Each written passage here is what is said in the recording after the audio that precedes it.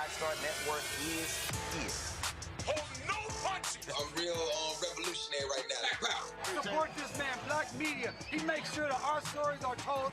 Thank you for being the voice of Black America, Roland. Stay black. I love y'all. All momentum we have now, we have to keep this going. The video looks phenomenal. See, this difference between Black Star Network and black-owned media and something like CNN. You can't be black-owned media and be scared. It's time to be smart. Bring your eyeballs home. You dig?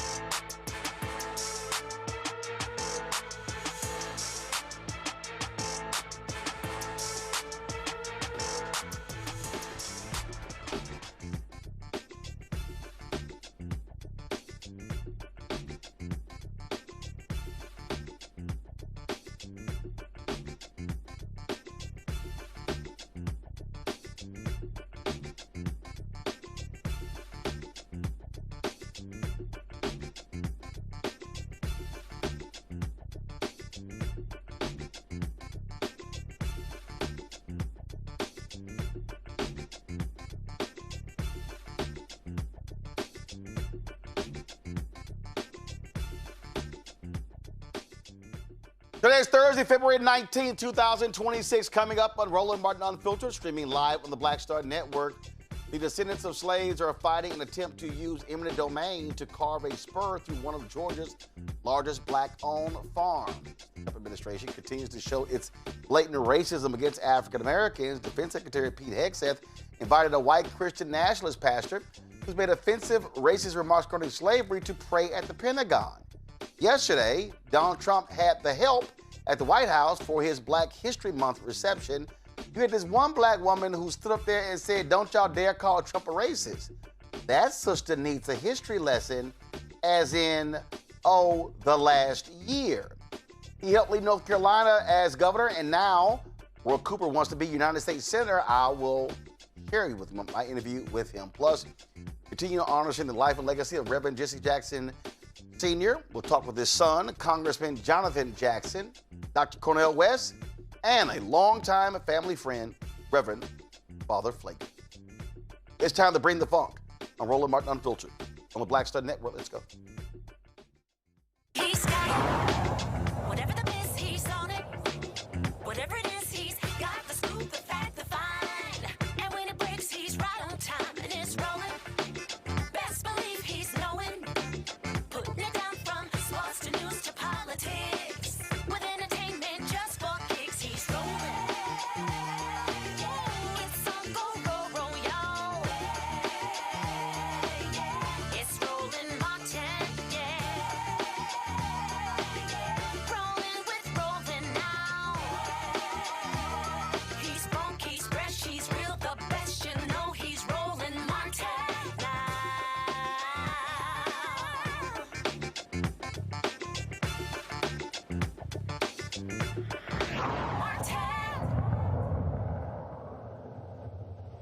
A black Georgia family is waiting for a three-judge panel to decide whether they can keep their land, which has been in their family for 100 years.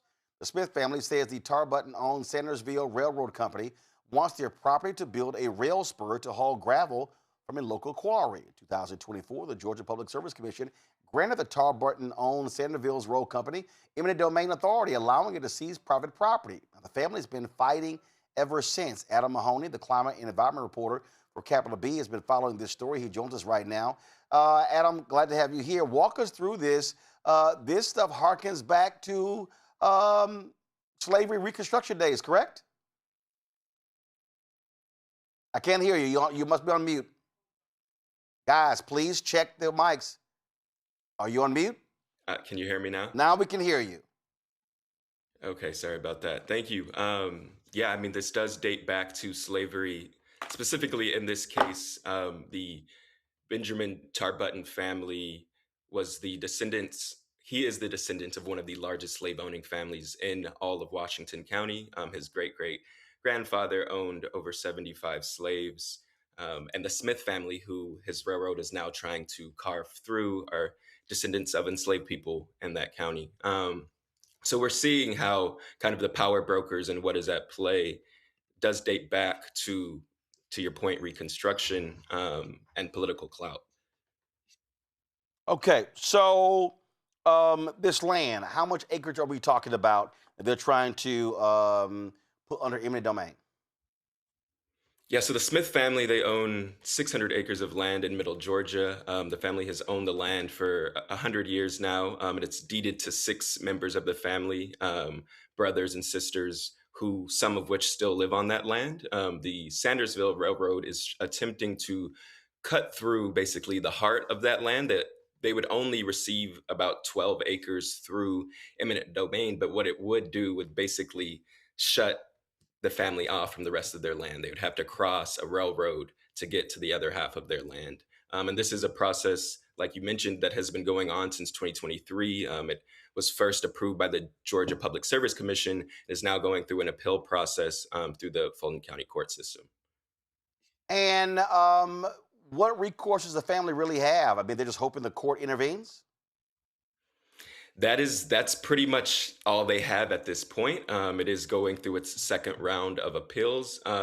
If it does not get appealed at this level, it can go all the way up to the Georgia Supreme Court or potentially the U.S. Supreme Court. But what this case really hinges on is the aftermath of a 2004 Supreme Court ruling that found states can grant eminent domain to private companies under the guise of quote unquote economic development, even if the economic benefits of the project are not evenly felt or even kind of outlined before that process happens. So what we're seeing here in Georgia is a supposed economic benefit of $1 million a year to this county, Hancock County in rural Georgia. But there's really no proof that that would even come to fruition. Is the family saying there's an economic cost here? And if so, how much is it? An economic cost for the family, I mean, there is, but the biggest thing they're standing on is really their rights and dignity. In this pocket of Georgia, the town they live in, Sparta, is the second poorest city of over 1,000 people in Georgia. It's the second blackest city in Georgia. And their family, along with other families who are impacted by this eminent domain case, have fought really hard to have access to ownership of land. And that means something different in a place where you really do, you're either the descendant of slavery or the descendant of a slave owner. That power lies more so kind of in the meaning more than the economic prowess for folks there. Absolutely. And so, I mean, this is obviously, are there any other families impacted beyond the Smith family? Yeah, so there are 11 families directly impacted by the eminent domain case, in addition to dozens of other families where the railroad would run directly behind their home. And this is an older community, like I said, on top of it being an impoverished community. So these are a lot of folks that they're living on fixed incomes. They don't have the ability to leave, if so, and they would be living in the aftermath of a railroad that would be hauling rocks from a quarry. So that means there would be an environmental impact too in terms of air pollution, and potentially if there was a derailment or something of that sort, an impact on their water supply. Gotcha. Any idea when the court is going to rule? Yesterday, there was a hearing where the 3-court panel did hear oral arguments from both sides, including the attorneys representing the Smith family and the other families at play, in addition to an attorney representing the Tar Button-owned Sandersville Railroad Company.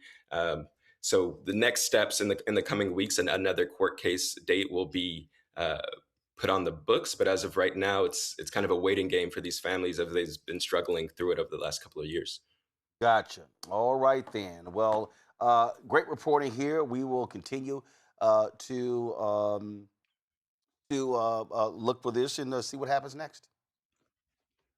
Yeah, thank you so much for having me. All right, folks, go to Capital B to check out their coverage of this. Do y'all have the website pulled up? We should have the site pulled up, so go to Capital B, look at the reporting. This is a black-owned media company, and so it's important for us to support their work, and we talked about that last night, folks. The need to support independent black media. And so that is critically important. So again, if you go to capitalbnews.org, capitalbnews.org, you can certainly support their work. And if you go to their site and then you click the donate button, you will see it right there. And so go to my iPad, you see it right here, and so you can lay out different amounts here. And so again, it's critically important that we support Black-owned media doing the type of coverage that you're not seeing anywhere else. And so again, go to capitalbnews.org to support them. We appreciate it. Thanks a lot, Adam. Thanks for having me.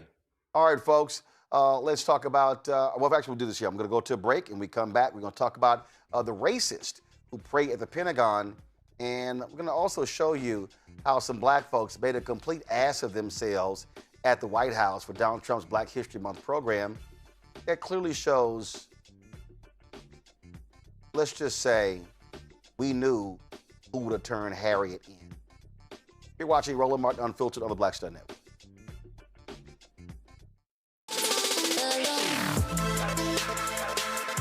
Hey y'all, welcome to The Other Side of Change, only on the Black Star Network and hosted by myself, Rhea Baker, and my good sis, Jamira Burley. We are just two millennial women tackling everything at the intersection of politics, gender, and pop culture. And we don't just settle for commentary. This is about solution-driven dialogue to get us to the world as it could be and not just as it is. Watch us on the Black Star Network, so tune in to The Other Side of Change.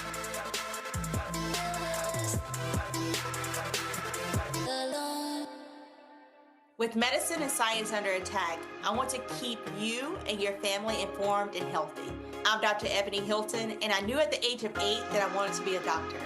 So I studied hard and became the first African-American female anesthesiologist hired at the Medical University of South Carolina since its opening in 1824. And I always say I was made into a doctor, but I was born to be a mom. And as a new mom, wife, sister, daughter, and friend, I understand how frightening a medical crisis can be. I care for individuals on some of the worst days of their lives, and it's my mission to provide you with a safe space to gain clarity on issues affecting your mind, body, and soul. I recognize that there are health disparities, particularly as it pertains to race, and I want to help bridge the gap between you and your healthcare providers. Join me every Thursday for Second Opinion on the Black Star Network, where each week I'll invite experts from various medical fields to share the latest health news. We'll discuss topics such as the vaccine debate, mental and sexual health, medical bias, infertility, menopause, andropause, nutrition, and aging. Together with my medical colleagues, we aim to provide you with a second opinion. Don't miss it, Thursdays only on the Black Star Network. How you doing? I'm Mark Curry, and you're watching the Black Star Network. That's why I got these glasses on, because that black star is bright.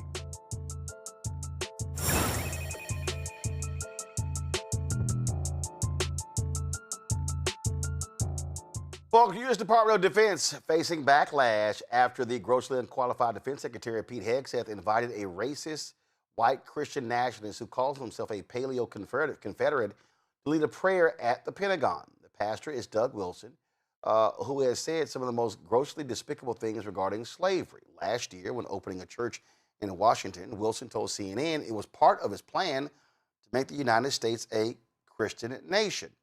He's described his politics as slightly to the right of Confederate General J.E.B. Stuart.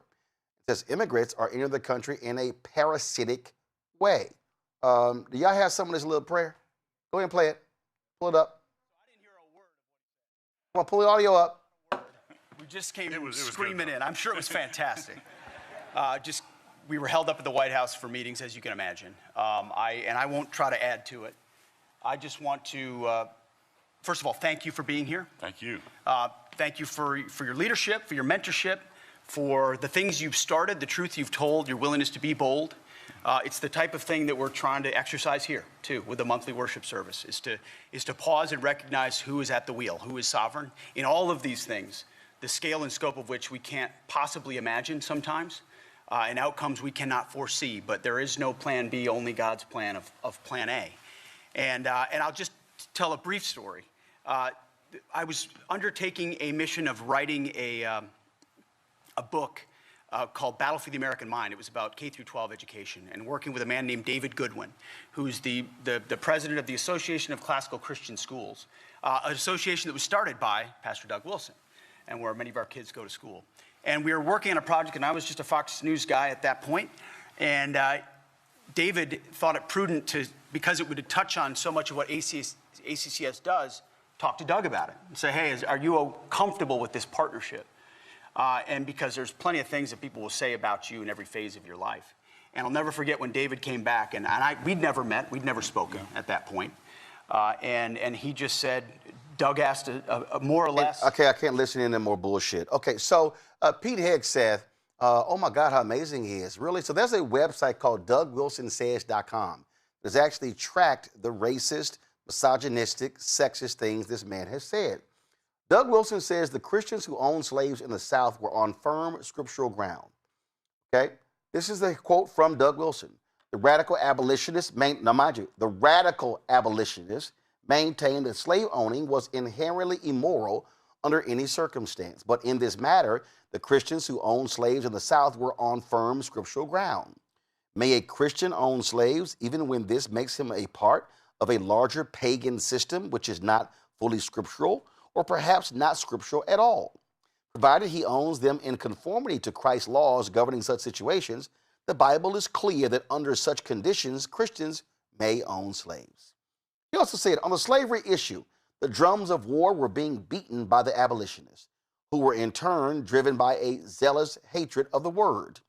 To the extent that slavery was an issue, the radical abolitionists were in conflict with the teaching of the New Testament. Oh, this one here. When the Confederate States of America surrendered at Appomattox, the last nation of the older order fell. So because historians like to have set dates on which to hang their hats, we may say the first Christendom died there in 1865. The American South was the last nation of the first Christendom. That is, y'all, Doug Wilson. But we shouldn't be shocked because it's Pete Hegseth who wanted to return and did the Confederate symbols, arguing that, oh, it was woke. It was woke. Remember them taking down the data from the websites regarding Medgar Evers at Arlington National Cemetery and Jackie Robinson and others, removing information when it came to women in the military and blacks in the military. Oh, let's talk about restoring the portrait of Robert E. Lee, that white domestic terrorist, to West Point. This is who Donald Trump is. And see, what you have is, you have an administration that embraces racist, embraces white nationalists. They can openly serve. So yesterday, when the help was at the White House for Donald Trump's Black History Month reception, it was amazing to listen to how they praise Massa for how wonderful he is and how he has done amazing things for them. And there was one particular person, and it's no disrespect on this sister. It's fine, I'll play it myself. It's no disrespect on this sister, but I'm sorry, I gotta say it. So for Alicia Cook, who is from Washington, D.C., she had a grandchild who was killed as a result of gunfire in Washington, D.C. And so she goes to the podium and she says this about the great white savior, Donald Trump. One thing I like about him, he keeps it real just like Grandma. I appreciate that because I can trust him because he tells exactly how he feels and what he thinks. Thank God for this president. I am filled, my cup runneth over. Because he allowed his constituents, his people to come to my house to interview me, to talk about the murder of my grandson. It seemed like nobody cared. I'm an advocate for murder. I marched, I rallied, I pulled out other families in the District of Columbia that had murders and did not have answers. Ooh. We marched and we rallied and nobody heard me, Democrats. Get mad at me. Until this Republican sent his constituents, his people out there to interview me in my home. Have you ever heard of a thing? Then they invited me twice before Congress to testify for the beautiful bill that's going to change crime in the district. If you kill somebody, Okay? You take a life, you do life. Just that simple. If you do a harsh crime, you do harsh time. Just that simple. And then we need National Guard, and which we did years ago. He brought it on. I love him. I don't want to hear nothing you got to say about that racist stuff. And don't be looking at me on the news hating on me because I'm standing up for somebody that deserves to be standing up for. Get off the man's back. Let him do his job. He's doing the right thing. Back up off of him. And Grandma said it.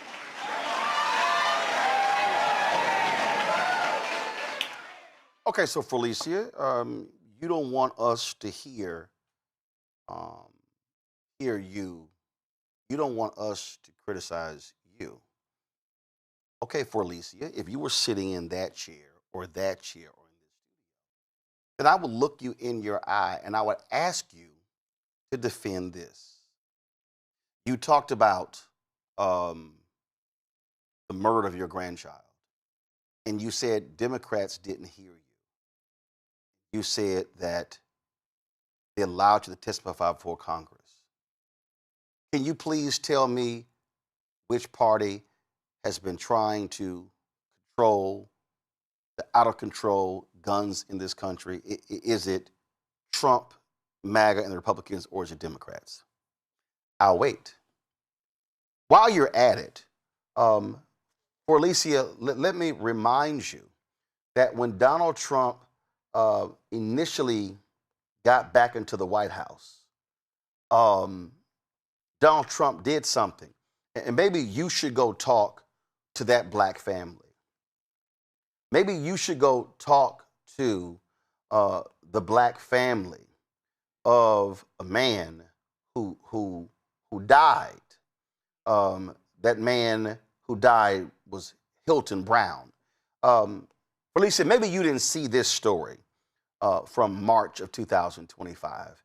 DC officers reinstated after conviction in man's scooter crash death pardoned by Trump. For Felicia and all of you who are the help with the White House, let me remind y'all that these two officers, Terrence Sutton and Lieutenant Andrew Zabavsky, as you see, the story says here from NBC Washington, Hilton Brown, Karan Hilton Brown, had been riding a motorbike without a helmet as Sutton pursued him in an unmarked car.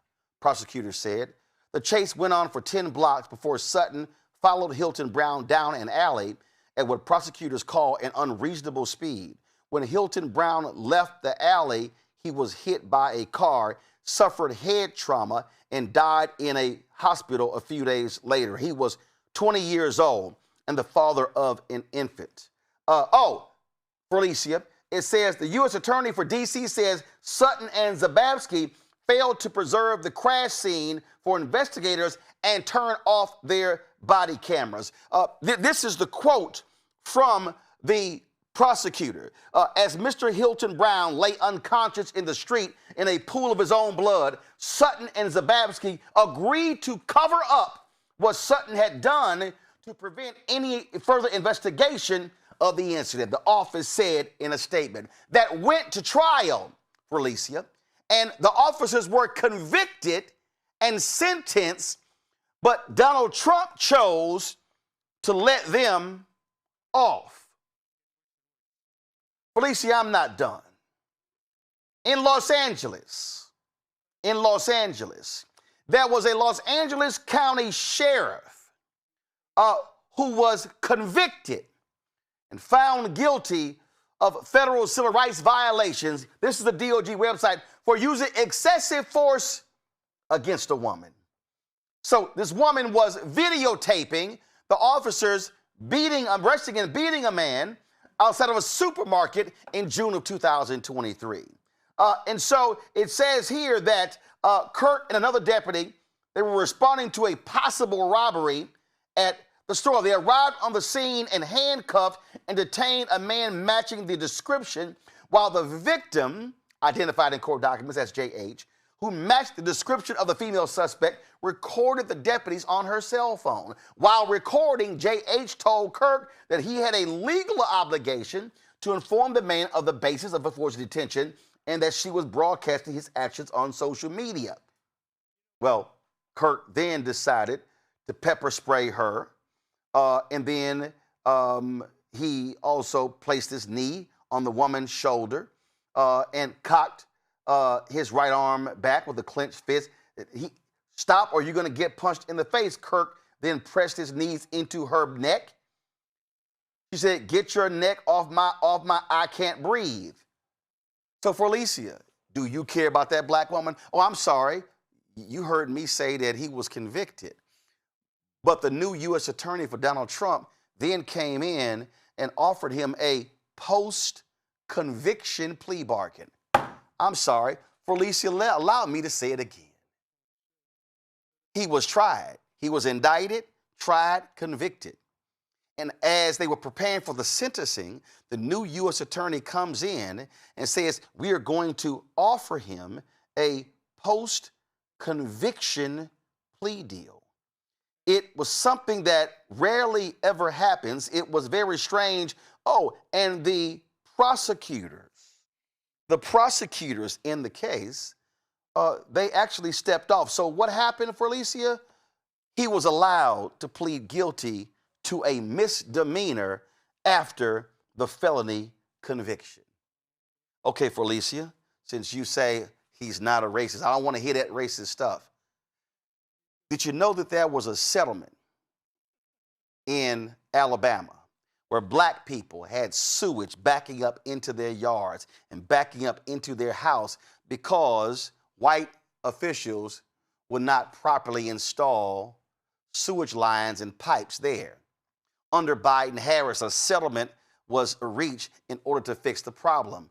Oh, but your savior, your little G God, Donald Trump, the man who you sat there and fully embraced, that man, for Alicia, canceled the settlement by calling it a DEI settlement.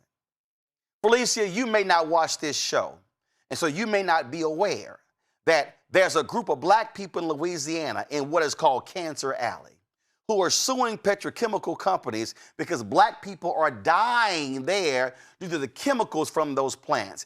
There was a lawsuit, and the Biden administration had joined the lawsuit. Oh, Felicia, did you know that your little G God, when he came in, pulled out of the lawsuit by citing DEI? So you say Donald Trump, it cares about the murder of your grandchild, but he didn't give a damn about the literal killing of black people in Cancer Alley there in Louisiana. Felicia, you may not watch this show. They may not have covered it in Washington, D.C., but that was a HOA in Dallas that had been discriminating against black and low-income people. It was a 2-year investigation. The Biden administration was ready to take it to court. Oh, but your little G white savior God, Donald Trump, canceled the investigation. They were cited as DEI. Also, when there was a hurricane in Texas, the federal government sent billions of dollars to Texas. Well, the Republican Governor Greg Abbott refused to send money to Harris County because he didn't like that it was blue. And so that would negatively impacted black and Latino people. For Alicia, Donald Trump canceled that as well. Felicia, you may not realize that there's a federal procurement program where some $700 billion is spent on federal contracts. Well, the DBE program generates some $37 billion of the $700 billion.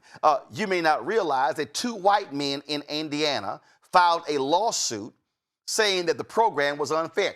Felicia, were you aware that Donald Trump's minions in court said that Donald Trump wants to get rid of the entire program? Oh, now, in 2024, under Biden-Harris, black businesses got $10 billion of the money. Now, mind you, that's only 2% of the total program, but it was the largest amount ever. But your little G, small God, the white supremacist himself, Donald Trump, they said they want to get rid of the program. Felicia, see, I'm not done breaking this thing down because we can go story for story. See, I don't even have to go back to the 70s when Donald Trump and his daddy was hit with the by HUD with an investigation for refusing to rent apartments to black people. I don't have to go back to the allegations of racism against Atlantic City employees. I don't have to go back to all kind of other stuff this man did. See, I could talk about just what happened last year. We could talk about the Pentagon, HHS. We could talk about the canceling of billions of dollars in grants for black maternal health. That's for black women to be taken care of while they are pregnant. Oh, but the pro-lifers say they care about life. They cancel scientific grants. Oh, I know your little G God stood up and talked about how he guaranteed funding for HBCUs. Let me correct you. That was a program put in place under George W. Bush, reauthorized under President Obama. It ended. Trump had no idea about this program. The bill was put forth by Congresswoman Alma Adams of North Carolina, the co-chair of the HBCU caucus. Trump had no idea. Oh, Trump said that, oh my goodness, we're locking down the funding of this. Well, here's the problem, Felicia. It's only some $225 million. The HBCU portion is about $85 million of the $225 million. The rest goes to Hispanic serving institutions.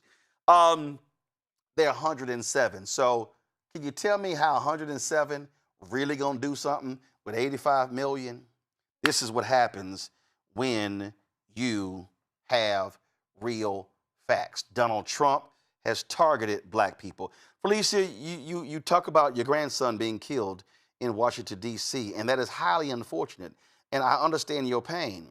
But when Donald Trump's Doge got rid of USAID, do you know how many people are expected to be killed in Africa as a result of that? PEPFAR, really the greatest thing that George W. Bush did as president. Do you know they pulled that funding so they don't care about HIV/AIDS in Africa? Can we talk about the books being pulled, the books being canceled at West Point? Can we talk about what has been happening, how they have been targeting colleges and universities? We can literally lay out a whole buffet of anti-black legislation, an anti-black agenda by Donald Trump. But because they came to visit you at your house and sit with you and invite you to a meeting, you decided to go before the national cameras and hug your man and talk about how amazing he is. And you talked about how wonderful and how great he is. And you said, I don't want to hear none of that stuff about racism. And then white women like Savannah Chrisley, they go on The View, and then what they do is repeat the same nonsense, which is devoid of facts. So here's what happened this morning. For me to witness is people stating that the president is a racist, because I've seen him firsthand. He saved one of my best friend's lives, a black woman who has been with him for 18 years. So he has a black friend. He's a racist. No, he saved her life. No, he did.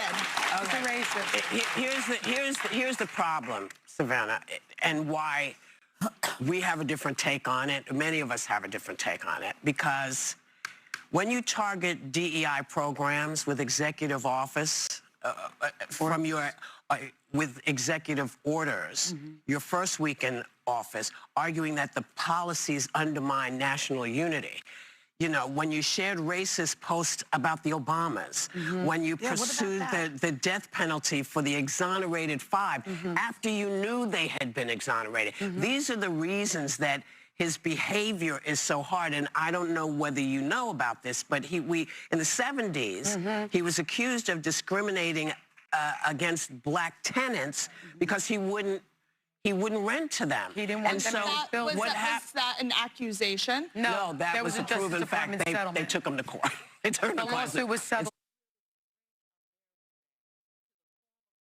Y'all, it's real easy to find black folks who can dance for massa.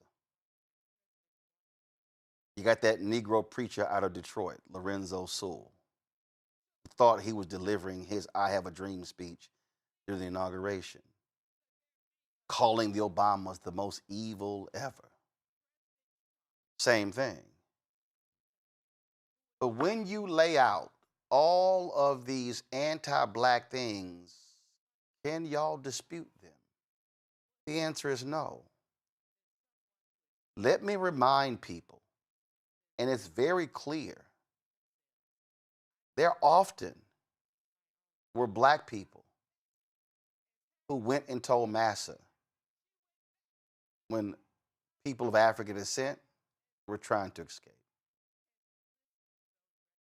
Do know that there were people who informed on civil rights leaders to the FBI. Do know that in that picture of Dr. King shot on the balcony of Lorraine Motel, one of the first people who was there kneeling where his head is was an undercover CIA agent.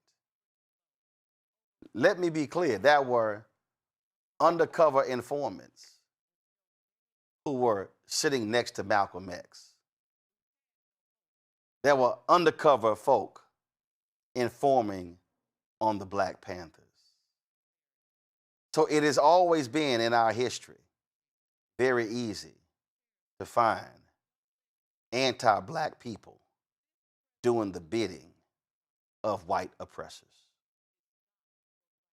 My panel, Reese Colbert, host of the Reese Colbert Show, Sirius XM Radio, airs every Saturday on Sirius XM. Glad to have her here. We've got Cameron Trimble, CEO, Hip Politics Media and former Hip Politics Media and former White House Senior Advisor, joining us from D.C. Dr. Greg Carr, Department of Afro-American Studies at Howard University from D.C. as well.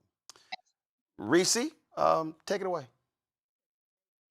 Well, I mean, you done said everything, Roland, but I was trying. I don't want to be calling a black granny all kind of MFs and Bs and stuff. So I'm just going to have some grace because she's probably still hurting and traumatized. But I do think it is important to point out this whole notion that nobody cared. The person who murdered her grandson was convicted and sentenced to 16 years in jail. So, and it wasn't like random violence. It wasn't like a carjacking or something like that. And Donald Trump was the president when her grandson went missing. And he was found in Maryland. Larry Hogan, Republican, was the governor. So there's no correlation or connection between who was in charge and her grandson's death. So I don't even understand what point she's getting at other than to do the bidding of white nationalists, to be a foot soldier.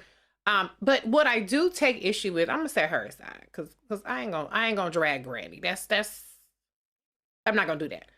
What I do take issue with is this is supposed to be a Black History Month celebration. And what you have to offer up in terms of Black history is a 22-year-old kid getting killed by an online date's boyfriend or ex-boyfriend. That's Black history. Like, we ain't been in this country for centuries. Like, we haven't contributed all kinds of inventions, all kinds of advancement.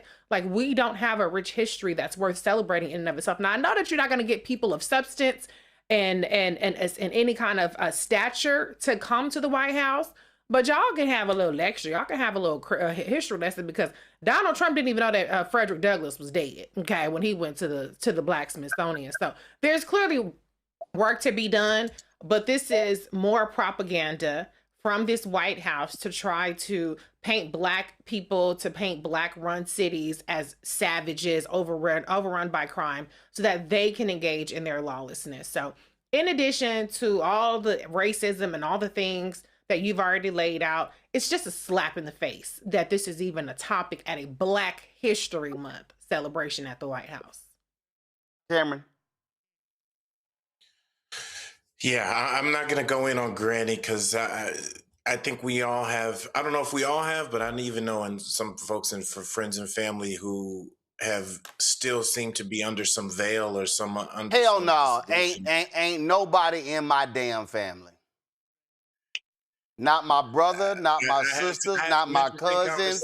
I don't know. Ain't nobody rolling up in the Martin Lamont family with a Make America Great Again hat. Trust me, bring your ass with that bullshit, you're gonna get checked. I hear you. When I say family, I mean the broader family of Black folks in general, in the sense that you laid it out quite quite nicely, just in the sense like we can trace all the way back to slavery or even back to Africa in terms of there's always been Black folks that have been there helping the oppressor for whatever reason, whether financial gain or just straight up brainwashing. But what I will speak to from a personal experience, having been in the White House during Black History Month, like I think seeing the juxtaposition of no celebration of actual history and accomplishments of Black folks versus what we were able to do in the last administration, coming out of the pandemic, and the first ever public gathering post-pandemic was the 2022 Black History Month program, and just seeing the joy in one room and just kind of like the denigration of Black folks in another, and more importantly, I think in a month like this, when there's just been a year plus of erasure, of disrespect of Black folks, of disrespects of Black people in the military, all of our contributions in the government, in the culture, in the arts, removing so many folks out of their jobs, it's just disheartening. I don't understand how we're still arguing whether he's racist or not. I mean, I think that's baked into the cake, and the people who vote for him either know that publicly or at least know that in their heart. Like, there's no way around that.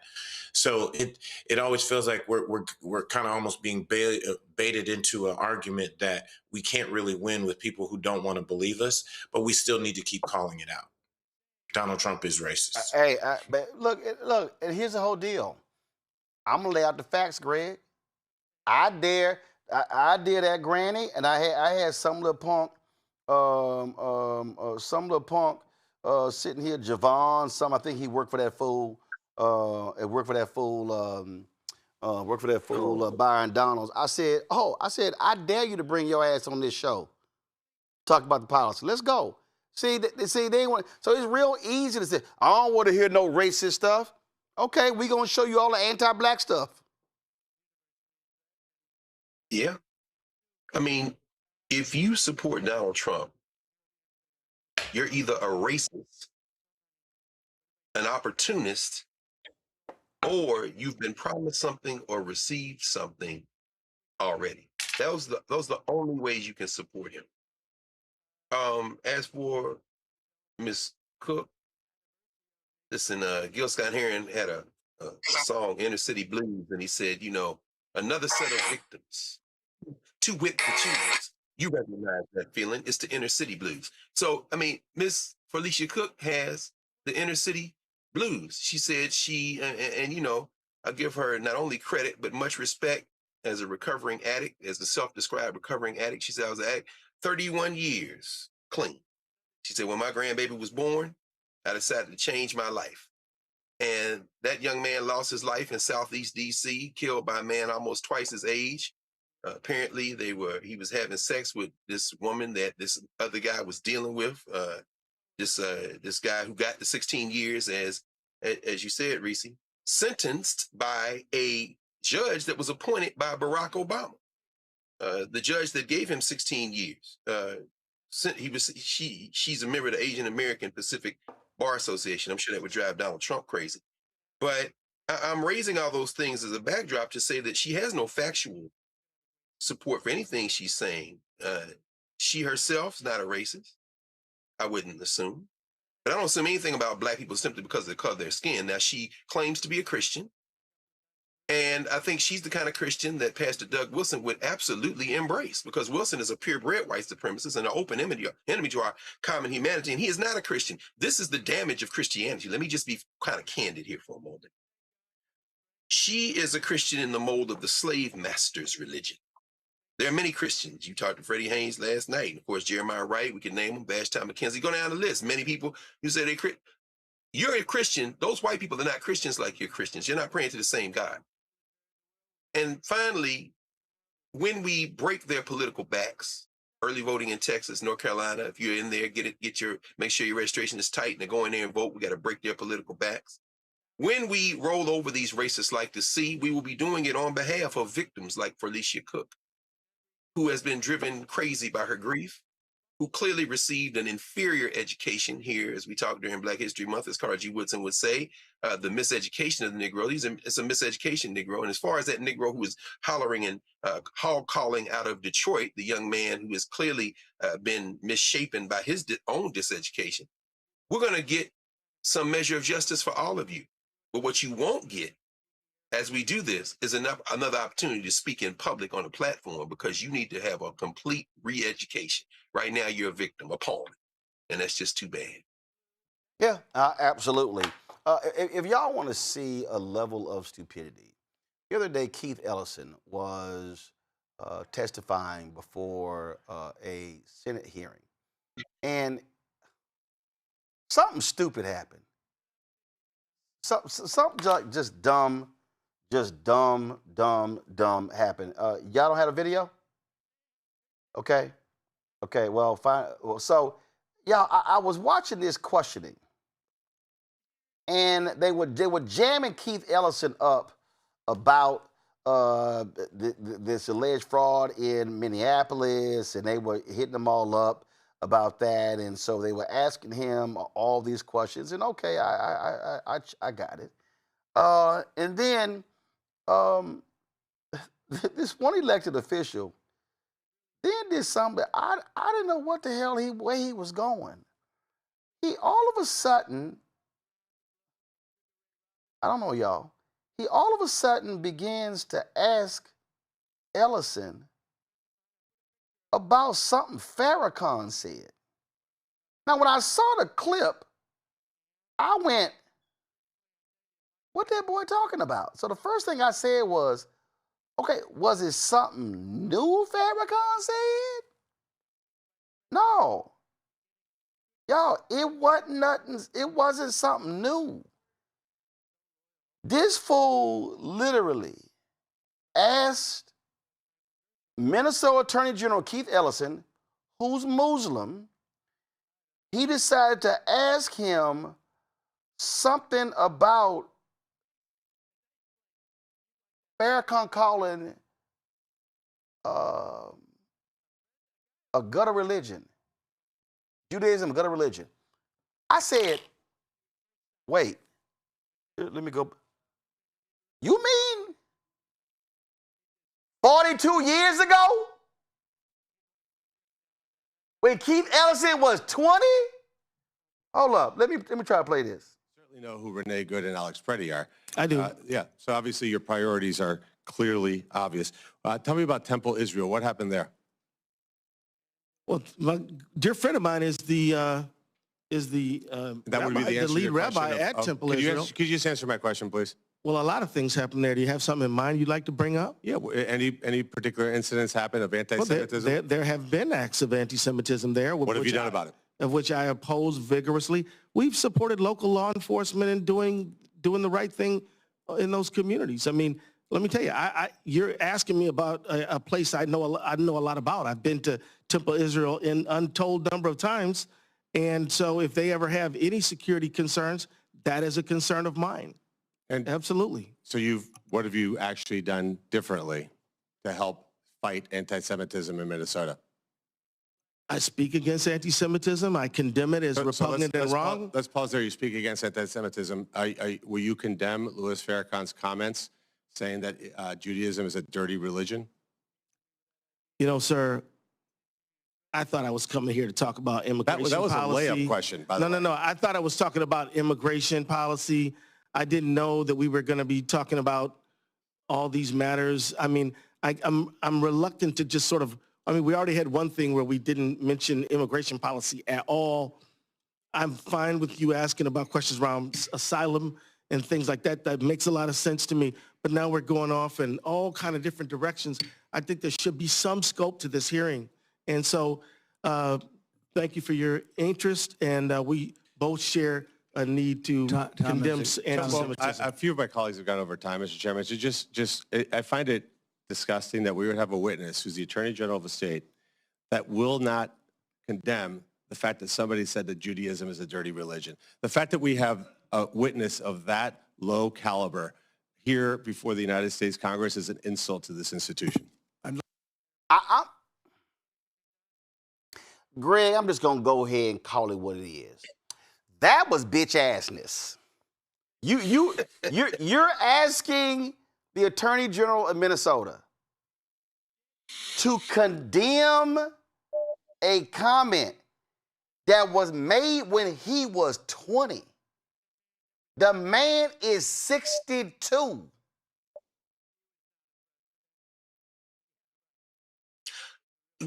I'm glad that Keith Ellison didn't respond.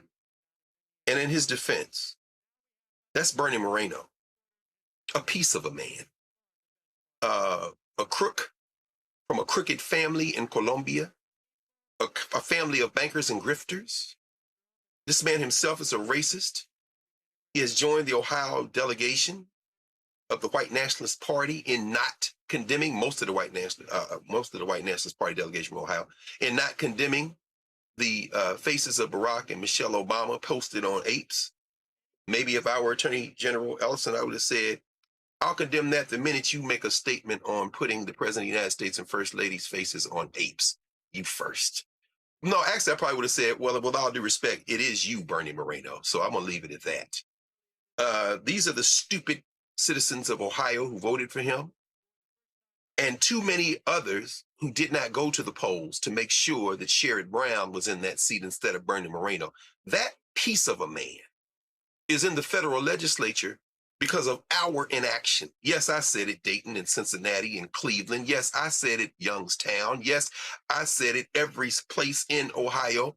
If you are disgusted by what you just heard, that piece of a man say to the Attorney General who entered Islam through the Nation of Islam when he was a young man, I think he was in college when he joined. If you were disgusted by that, the time to do something about that was the election to put him in the seat. And guess what? Brown is running for re-election now to take the other seat. Maybe if you don't like it, maybe you can counter that by putting somebody next to him, and then Ohio will have one senator, because right now they don't have any. Cameron. Man, these kind of gotcha questions and then our clipping culture, where that one clip will be isolated and say, hey, he didn't condemn Louis Farrakhan and look at him being anti-Semitic, and they'll try to run that into the ground for ads against Keith Ellison, or probably try to tie that around any other Democrat in Minnesota or other places. But I love the way Keith Ellison handled that. Clearly, as he stated, he decries and condemns anti-Semitism and has worked actually aggressively to root it out. But for that senator to kind of go all over the place in something that was around immigration, and it just was disingenuous, wasn't serving my home state of Ohio. My home state of Ohio. To Dr. Carr's point, I wish we had showed up and showed out a little bit better in the last election around that. But I want to call out not just the senators, but everybody around those senators, the staff, the folks who allow those kind of questions to go ahead. And then I also need to call out Democrats and those Democratic colleagues that were on the dais, because then what senators can do is come in and come check their colleagues on questions and those gotcha questions like that. They have the power when they get that minute or they get those couple minutes to answer those questions. That's what they need to call out, because if you just let a clip like that stand, we know how the internet will take it. We know how advertisers and Republican advertisers will take it and try to use that, twist that, and feed the misinformation beast that is all over the internet. And so I call on those fellow senators and fellow members of Congress, when you see your colleagues trying to catch people up in these inappropriate gotcha questions, you need to call out. So there's actual footage of you standing up and condemning that as well. A 42-year-old comment. Will you sit before us and condemn this, Reese? Keith Ellison said, man, take your silly ass on. Yeah, maybe you need to watch some of Mayor Brandon Scott's conferences or Mayor Brandon Johnson in Chicago, because he would have smacked it up, flipped it, rubbed it down. It would have been a whole situation, and you wouldn't have got the clip that you thought you was going to get from Brandon Johnson. I mean, at the end of the day, Democrats got to stop being so afraid of what's going to be clipped. It's going to be clipped anyway. They could just make AI at this point. So you trying not to give them a clip, you need to have a backbone. And I did appreciate that. He was like, that's not even within the scope. But y'all don't have some clapbacks. I mean, Pam Bondi goes to every fucking hearing with a goddamn burn book and shit. Oh, let me see who is in there. Oh, okay. Oh, senator. Oh, congressperson. Y'all, you can shoot from the hip. Y'all need to have some ready in the clip to go. So, but at the end of the day, this is what he wanted to do, what Moreno wanted to do. Yep. Was he wanted to assert his dominance. He wanted to assert his authority. He wanted to be on a clip smacking down a black man, talking about low caliber, this other kind of shit. And see, that's is what is important, to deny them. You have to deny them this authority and this dominance that they're trying to do. Fuck a clip. Fuck, oh, well, somebody gonna take this any kind of way. You gotta give them who you talking to. I know you're not talking to me. Low caliber where, bitch? Like, maybe you don't say bitch. Maybe you don't say motherfucker like I do. Or how about this here? You gonna ask me about something 42 years old? I'm like, hey, are you gonna condemn this comment from 38 years ago? Are you gonna condemn you a senator? You gonna condemn Strom Thurmond? Matter of fact, I want you to condemn Jesse Helms. I would have hit his ass with some shit in the last 42 years and said, you gonna condemn that? Or you gonna condemn that? Or you gonna condemn? I would have hit him with 5, 6, 7. I would have said, hey, Marino, have you condemned Trump in the video showing the Obamas as apes? Well, these are the same motherfuckers that duck and run and hide every time Trump says something. Oh, I didn't see him. Mike Johnson is the most know-nothing-ass motherfucking speaker in the history of goddamn the U.S. House of Representatives. He don't never know nothing. He ain't never seen it. He ain't got the information on nothing. And so these are people that don't even want to speak to what's currently headline news every single day. So at a minimum, I'm going to give it to y'all. How dare you lecture me? At least get that out. How dare you? Get that. If you can't do that, how dare you? That's the minimum, bare minimum, because it don't matter what the context is. All they want to do is smack your black ass down and try to denigrate you and delegitimize them. Do not give them an opportunity to do that. And like I said, Brandon Johnson be giving them the business every single time. Watch some Brandon Johnson clips. Yeah, we play him all the time. And listen, yeah, that's how you do it. That little silly ass question. That little silly ass question deserves the universal black response. Move your ass on. Hey y'all, the slavery exhibit in Philadelphia that Donald Trump dismantled. Federal judge said that shit get back put up. This is Mayor Sherelle Parker going out today, thanking the folks for putting it back up. Fellas, I just wanted to say thank you all so very much, Sherelle Parker, and the mayor here in Philadelphia, and I want to say thank you. It's our honor. And I want you to know I'm grateful. It's our honor, man. Thank you very much. Thank you. We're on the same boat. See, that little punk Trump thought they were gonna back down. Philly was like, "No, player, you got the wrong Negroes." Took his ass to court and said, we got a little sheet of paper your little ass got to abide by. And that's exactly what happened. So that's how you supposed to do it, Greg. That's absolutely right. In fact, I was there Sunday before last. I took some footage. I went there to look. And because I was, there. And thank you, man, for putting and platforming the good brother Michael Cord with the Avenging the Ancestors Coalition a couple of weeks ago. Mike's an attorney. They had a crack team who made those arguments. The judge, who's a George Bush appointee, by the way, was very quick. You could tell what was going to happen. And as you said, the city of Philadelphia had put in millions of dollars in partnership with the National Park Service, created that exhibit, and then turned it over. I found it quite striking, though, that there's a pavilion right between where the Liberty Bell is and where the president's house is, that has quotes from Maya Angelou and Dr. Du Bois and Francis Ellen Watkins Harper, has Adinkra symbols, Akan symbols, Sankofa and Saroma in Chin. And as I was standing there Sunday before last, I thought to myself, this is crazy. They didn't touch this. And I think there's a lesson to be learned in this context. We exist as Black people only in relation to whites in their minds. The panels they took down about Ona Judge and Joe and all the Hercules and all the Africans who were in traffic there relate to who Black people are to white people. They don't want to talk about slavery, the stuff that dealt with Africa and closing the loops, including a quote by Barack Obama on the outside of this pavilion, they didn't touch. Because in their mind, we don't exist until we come into the white universe in chains. It's a lesson there. And for me, I haven't heard the mayor of Philadelphia say anything about it. I haven't heard anybody else Black talking about the fact that in their attempt to dismantle things at the president's house, they didn't touch the part that dealt with where we came from. There's a profound lesson in that. It's almost like slaves without masters. In other words, you can't see that you come into the universe in relation to them. This is why I would not respond to a Bernie Moreno. This is why I don't care about a Pastor Wilson or a runt rooster Pete Hegseth or the racist Donald Trump or those bubblehead brothers. I don't know what this thing is with getting these men with no lips that sit around and put hair on their face to try to disguise the fact they have no chins. Yes, I'm talking about Brendan Carr and of course that nasty piece of work, Russell Vogt. I don't care about any of them. We have to, this is, if nothing else, this is a lesson of Jesse Jackson's life. You focus on what you can change, you go within, you build coalition, and you break the back of that type of racism by organizing.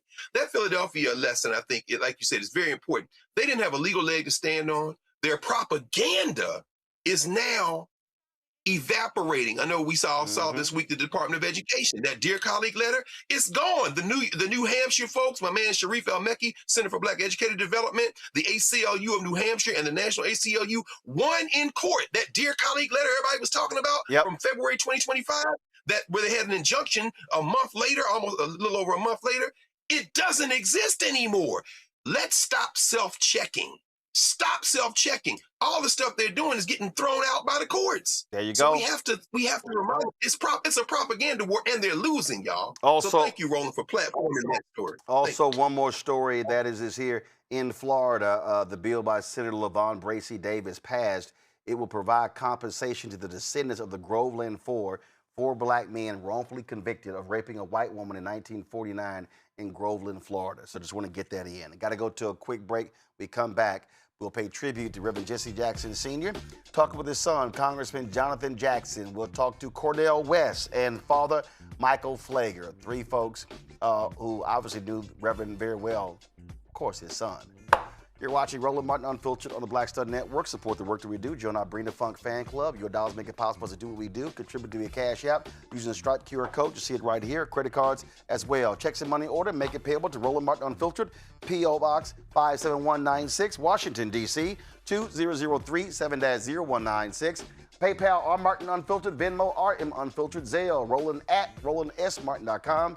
Roland at RolandMartinUnfiltered.com. We'll be right back. On a next, A Balanced Life with me, Dr. Jackie, a relationship that we have to have.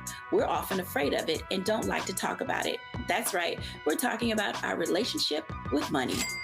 And here's the thing, our relationship with money oftentimes determines whether we have it or not. Balancing your relationship with your pocketbook, that's next on A Balanced Life with me, Dr. Jackie, here at Black Star Network.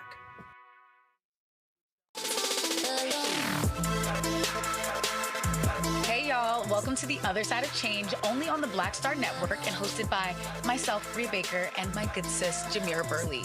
We are just two millennial women tackling everything at the intersection of politics, gender, and pop culture. And we don't just settle for commentary. This is about solution-driven dialogue to get us to the world as it could be and not just as it is. Watch us on the Black Star Network, so tune in to The Other Side of Change.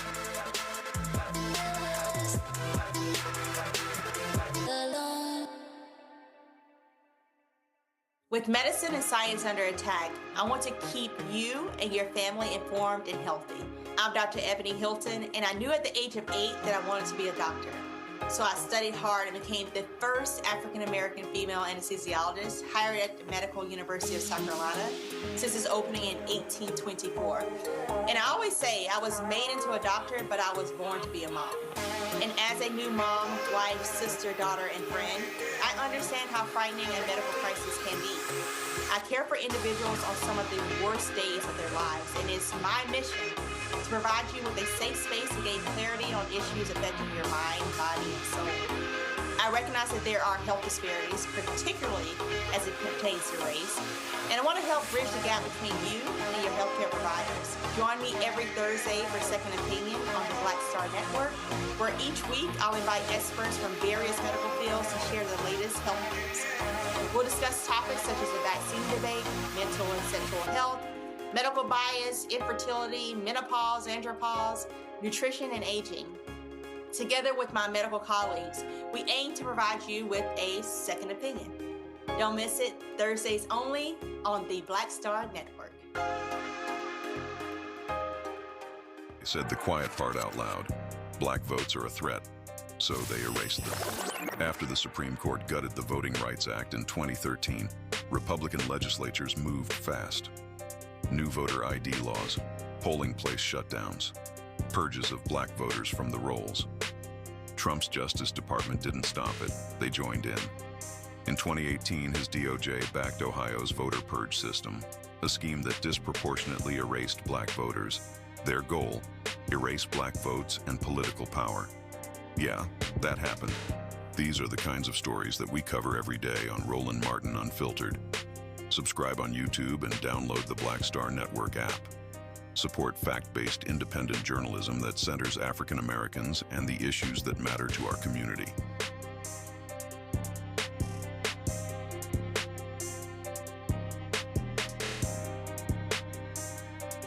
Hi, I'm Swing Cash, Basketball Hall of Famer, and you're watching Black Star Network.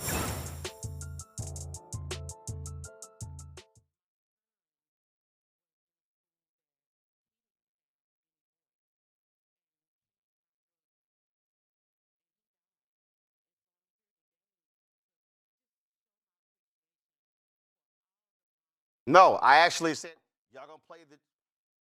All right. Yesterday, the Jackson children had a news conference where they talked about their father, and here is some of that.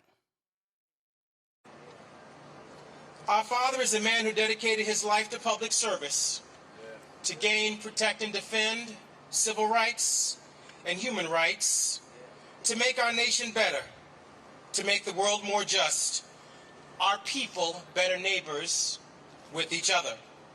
Born in Greenville, South Carolina in 1941 in the throes of Jim Crow, he quickly became maladjusted to injustice. He challenged those entrenched Southern systems of poverty and racial inequality, landing in jail at 17 years old, protesting for the right to use a public library. He won that battle. He kept winning these fights against injustice and inequality all of his life. Through college, continuing the work to lead students to segregate lunch counters in Greensboro, North Carolina, to helping secure voters' rights, leading marches across the Edmund Pettus Bridge at the second and third marches in March 1965. To his work in Chicago, his tireless efforts with ministers and businessmen, and Operation Breadbasket, Operation Push Excel, and on to his national work with the Rainbow Coalition, the Rainbow Push Coalition, and the Wall Street Project. On the field of life, his shoes were well worn. His uniform, dirty with the stripes of imperfection, as he did his best to live up to his Christian calling. Reverend Jackson would say, "It is my religion that makes me political, not my politics that makes me religious." And we, his family, and the many others touched by him, inspired by him, are left obligated to continue his work to make our nation a better place for all through the techniques and tools and policy goals and platforms he championed and left us to use. And so now his soul is freed to be with our mighty ancestors. His remains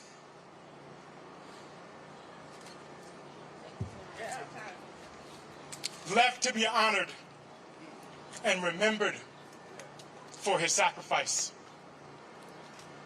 As Reverend Jackson, who we called leadership, we called Reverend, but he wouldn't listen to me when I called him Reverend. He demanded that I call him Daddy.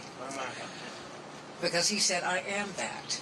Black men take a real knock for not being involved fathers, although the CDC showed us that black men are the most involved fathers in America.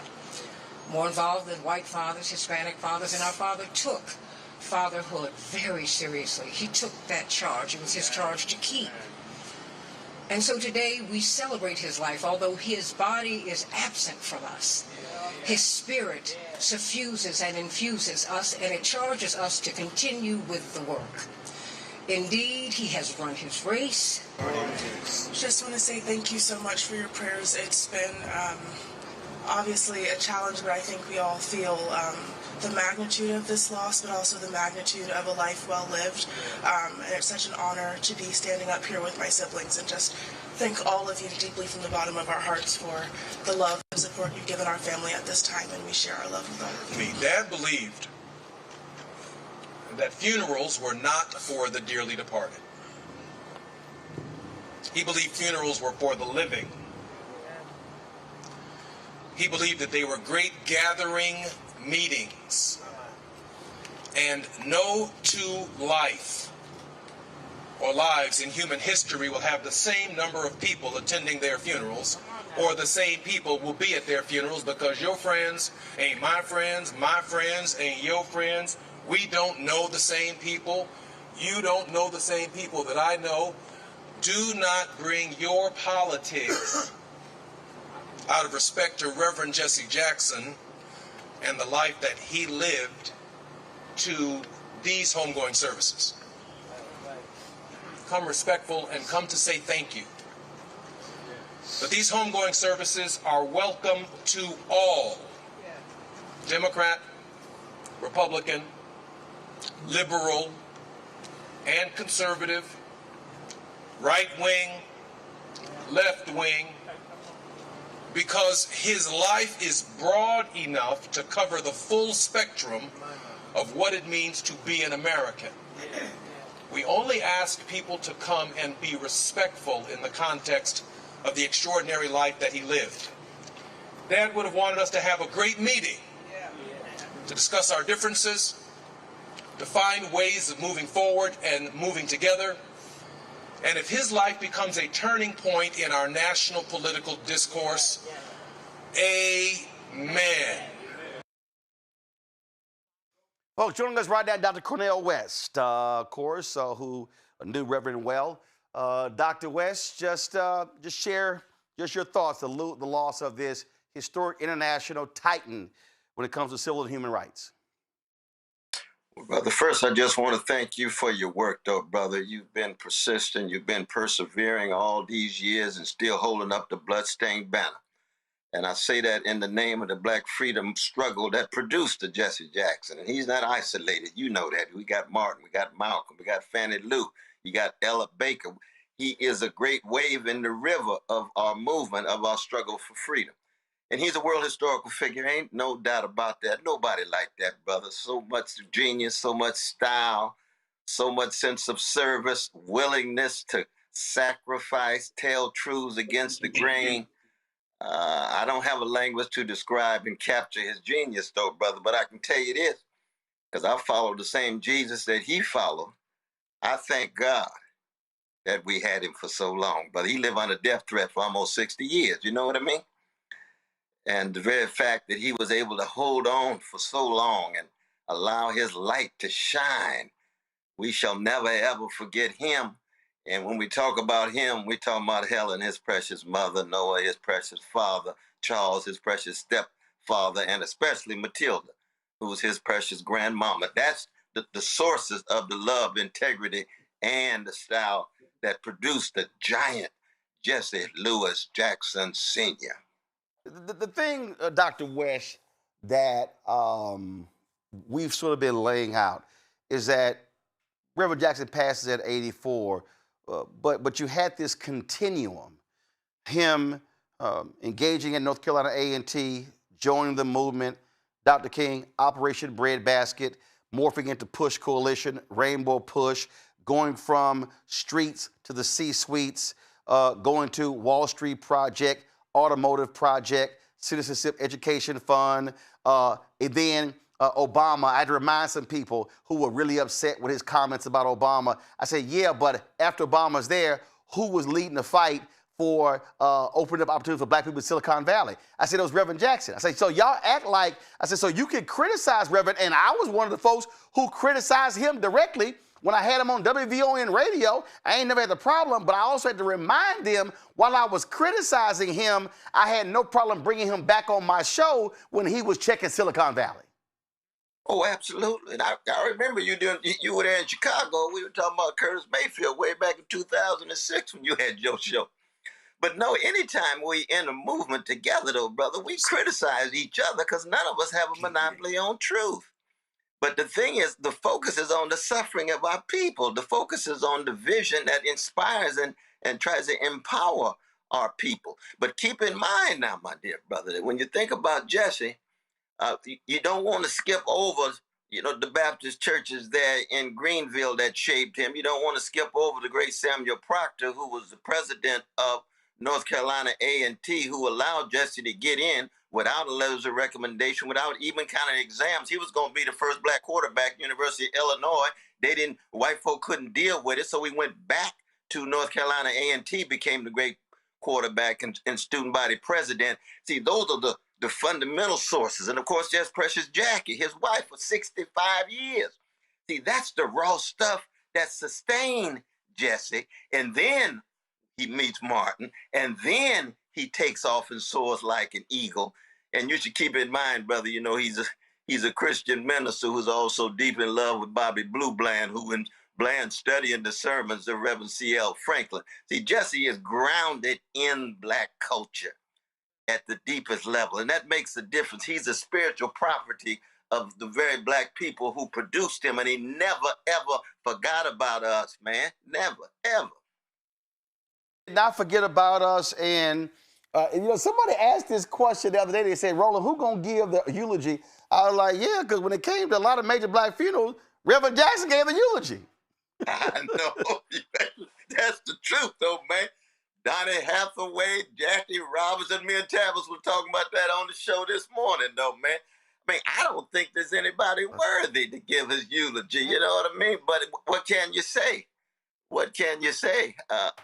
Somebody's got to be a bona fide Christian preacher who's been washed by the blood at the bottom of the cross and then connected to the struggle for freedom around the world, be it in the Middle East, be it in Asia, be it in Latin America, be it in the south side of Chicago, be it in Houston. I know a brother from Houston named Roland Sebastian. Yes, indeed. All of us part of that river I'm talking about with different waves, but the same river, brother.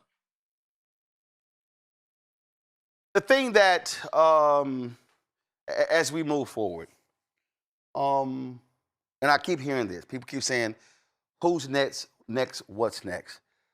What should folk be doing? Because when we look at our freedom fighters, listen, Andrew Young is 95. He's really the last of the civil rights lions. You still got some other folks who are still here, but the reality is that generation, the generation that were involved in the Black freedom movement, who, what I keep saying, the folk who were really involved, 70s, 80s, 90s, and the criticism that I have, Dr. West, is that, the criticism that I have is that Gen X, Millennials, Gen Z, Gen Alpha have been making withdrawals from the Black Bank of Justice and have not been making enough deposits. Ooh, these are the people who were going to the city council meeting, the county commissioners meeting, the school board meeting, the state house, who were going to Congress, who were keeping us informed.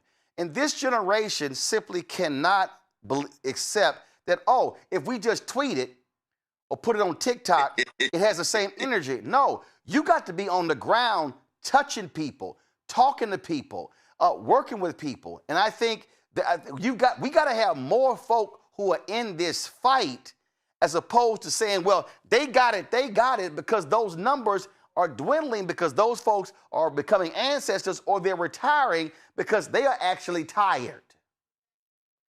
That's true, though. But, brother, I think the important thing to keep in mind, man, because we come from a great black people now. And many of us serve a great God. And our Bible says there's always going to be a cloud of witnesses of great courage and commitment and conviction who will speak the truth, who will bear justice. And we don't know who they are. There's no way under God's heaven in October 1941 that people would have chosen Jesse Jackson. Yep. We don't know. People wouldn't have chosen Ella Baker. We don't know. Ida B. Wells Barnett, we don't know. We don't know where they're coming from. Usually they're local, but the important thing is they got character, they got backbone, and they got a love of black people that's connected to solidarity with oppressed. Well, I think but that's, we just don't know. but I think the key, what you just said there is you have to have a love of black people. You cannot have a love of money. You cannot have a love of things. You cannot have a love of power. You have to have a love of black people. And when the beginning premise or your foundation is my love of black people, then everything else builds off from that. That's exactly it, though, brother. You hit the nail on the head. In addition to that, I would say with the great D'Angelo, we just lost here and Angie Stone last year. We pray for brother Michael, their son, their grandson. That D'Angelo used to say, my aim is to hold up the torch and pass it on to the younger generation by the example that I am. And that's a profound formulation. We learn it from our musicians. We learn it from our literary figures. You know, yesterday was Toni Morrison's birthday, right? Hey, we shall never, ever forget that. Same was true with Douglas last week. That tradition, that spectrum, that continuum that flows, and it's flowing in the younger generation. It's just that it's weaker and more feeble because they're up against more, but it's there. And God is not going to forsake us and abandon us, brother. And we're not going to abandon each other. No matter how small it seems, we bouncing back. We a bounce back people, brother. We're a bounce back people, but what I say when people say, it's much more difficult. I say, I'm sorry. I cannot compare the water fountains and the dogs to what we deal with right now. I said, but the difference is there was a level of fearlessness where they said, no, I got to be willing to change this. And I say to young brothers and sisters, the couch cannot be an option. That's the truth. That's the truth. And we want to take it back to Harriet Tubman. Back in the belly of the beast of barbaric slave plantations, each time, how did she go? Because she loved the people. That's it. She sacrificed. She served the people. It's much worse for Harriet than it is for us, even though we're dealing with this neo-fascist gangster of Trump and the Trumpism and all of the vicious white supremacy and predatory capitalism and imperialist policies around the world. But we have seen worse, brother. Yeah. We got to keep swinging, that's all. Got to keep swinging. Also, got to keep reading, because if you don't read the history, you don't know where you've been, don't know where you're going. Dr. Cornel West, I appreciate it, Frat. Thanks a lot. Yeah, they love you, 06, brother. Yes, love sir. You, man. Thanks a bunch. We talked about sacrifice. My next guest, he knows that, Representative Jonathan Jackson, one of the sons of Reverend Jesse Jackson Sr. and Jacqueline Jackson. Representative, glad to have you here. First of all, our condolences on the loss of your father, an absolutely great man. Just share with people. I talked about this idea, how you have to have a love of black people. And to my panel, get ready, because y'all going to be able to ask questions of Jonathan, too. Talk about that. What did your dad make clear to you and your brothers and sisters about the love of black people and why he was in this fight? Because he was gone from home a whole lot, fighting for a lot of folk who didn't fully love him back. Yeah, thank you, Roland. Thank you so much for your prayers and other people that have prayed, and also pray for other families that are going through the same thing right now, the loss of a mother, father. I'm the first time having lost a parent, and I had to catch myself the other day, go from parents to parent. And so every day just feels just a little better, but the hole is big. And so for all those grieving, it's okay to grieve. I'm going through it right now. And I would tell you that my father, at the core, he's a minister. And he oftentimes told us that his religion makes him political. His politics doesn't make him religious.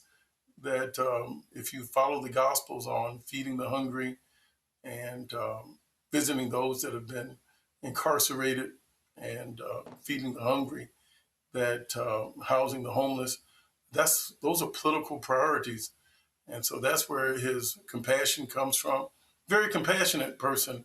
He's a minister at his core on his highest day and has all the frailties of any human being and all the love for Christ is what he lived for. And it's a selfless life. And so he told me he's a long distance runner, that he took his charge. He was 27 years of age when he was on the balcony, and Reverend Martin Luther King, his hero, his idol, his mentor and pastor, was assassinated, shot down, and he never looked back. He had a charge to keep and fulfilled that after he never stopped running. And so he never talked about that date. Only thing he didn't talk much about, I believe he was traumatized from it. And he never looked for a long distance planning. He had to deal with things that were spontaneous and have a goal in mind, but he never expected to live a long life. And so he just kept on fighting, stayed on the battlefield, and identified with the poor and those that were marginalized. Every child wants to have their life filled. They want their parents coming to their games, coming to their schools for recitals, pulling on them, the parent pulling on them. But you had to deal with so many others all around the country, the world, pulling on him. I told the story the other night. I said, Reverend Jackson, the only person you could see at a black mama's house in Alabama in the morning, and then on the evening news, he's sitting with the Pope at the Vatican. I give you one story on that. The Haitians were being put basically into these same sort of camps that migrants are being put in now. And so we had gone to visit the Pope one day, and then the next day we were on our way to a jail by the time we got back to America to protest what was happening to the Haitians down in Miami. They were putting the Cubans into giving them green cards and work permits, and they were locking up the Haitians that were trying to come to America. And I had to tell him one time, when I had to try to figure out the enormity of Dad, shall I say, if I got in trouble at school, it was like a little motorcade, 3 or 4 cars. And of course, everybody at the school knew who he was. And the whole classroom, the whole school on half of the building would be looking outside the window saying, there goes Reverend Jackson, there goes Reverend Jackson. And I'm like, that's not right. Why are you coming? He's coming up to see me and everybody knows I did something wrong. I'm like, that's not fair. So I'm like, hey man, we gotta just send Mom up to the school. Don't you come up here and blow this out of perspective. But that's Dad. But he was tender. But he was tough enough to fight and to stand up for what's right. And by being a long distance runner, I'm saying he didn't seek corporate boards and other things. I'm not saying there's anything wrong with that, but always back to the streets, always back to the people. And thank you for the kind words and expressions people have given over the last couple of days. It's heartwarming. And the question was asked about the leadership. He didn't seek leadership, didn't choose it. I think it's an innate skill that some people have. He left being very, very hopeful. He saw a new group of young people, activists that have made it to the United States Congress. He sees and hears prophetic voices that are coming out of churches across the country. And so God will provide. He always said there was a God factor, that God is not through with us. It's a long distance journey. And I don't think it's right for people to think about a mantle being passed on. You don't inherit leadership. You don't have it because of your family. That's not what's passed on. It's time and circumstances and divine inspiration. So I am highly confident. It doesn't have to be one leader. It'll be multiple leaders. And so I don't think we should have our eyes set just on one person. God willing, that can happen. And if not, there's so many people that have the capacity to lead on so many levels. We don't need to have just one person at the top of a mountain.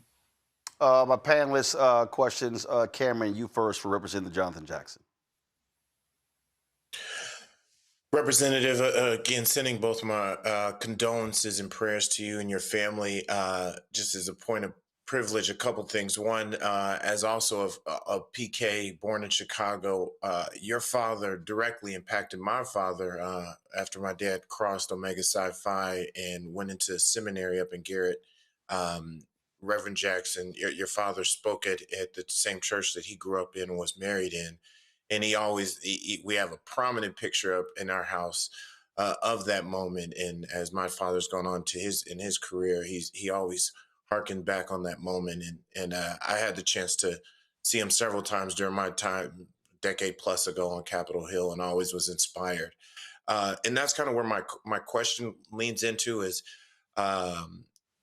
Reverend Jackson's presidential run, and so much that he did help shore up so much of the Voting Rights Act and help shore up so much and really expand that and that movement. That platform, even in the 80s, kicked in and had reverberations for decades to come. And we've now seen that under assault. I'm just, I don't know as much as a question or a statement, but his powerful speech, his words, his chant of "I am somebody," how much pride he instilled, not just in Black people, but people as a whole. I think we need those words and that energy more than ever. And I'm encouraging you to encourage your colleagues to kind of stand with that same backbone and that fortitude now that one of our giants has gone on to glory. But there's so much we can learn and I think be energized in the times that we're in now by his legacy and by your legacy, even being sitting in the halls of Congress and with an ability to affect that in real time. Well, thank you so much. Thank you for that statement. I had the opportunity to be the co-chair of the National Prayer Breakfast probably about 2 weeks ago now. And I asked myself, what would my father want me to do? And so he always sought to bridge the gap. And we've prayed for people on death rows, and we've prayed for people with Saddam Hussein to get people out of jail that were human shields and get prisoners released from war. So I believe in the power of prayer. So I wasn't afraid to be on the stage with the President Donald Trump and also speak truth to power. Last year, I was the co-chair for this past term, so I've been on the stage now with President Trump twice.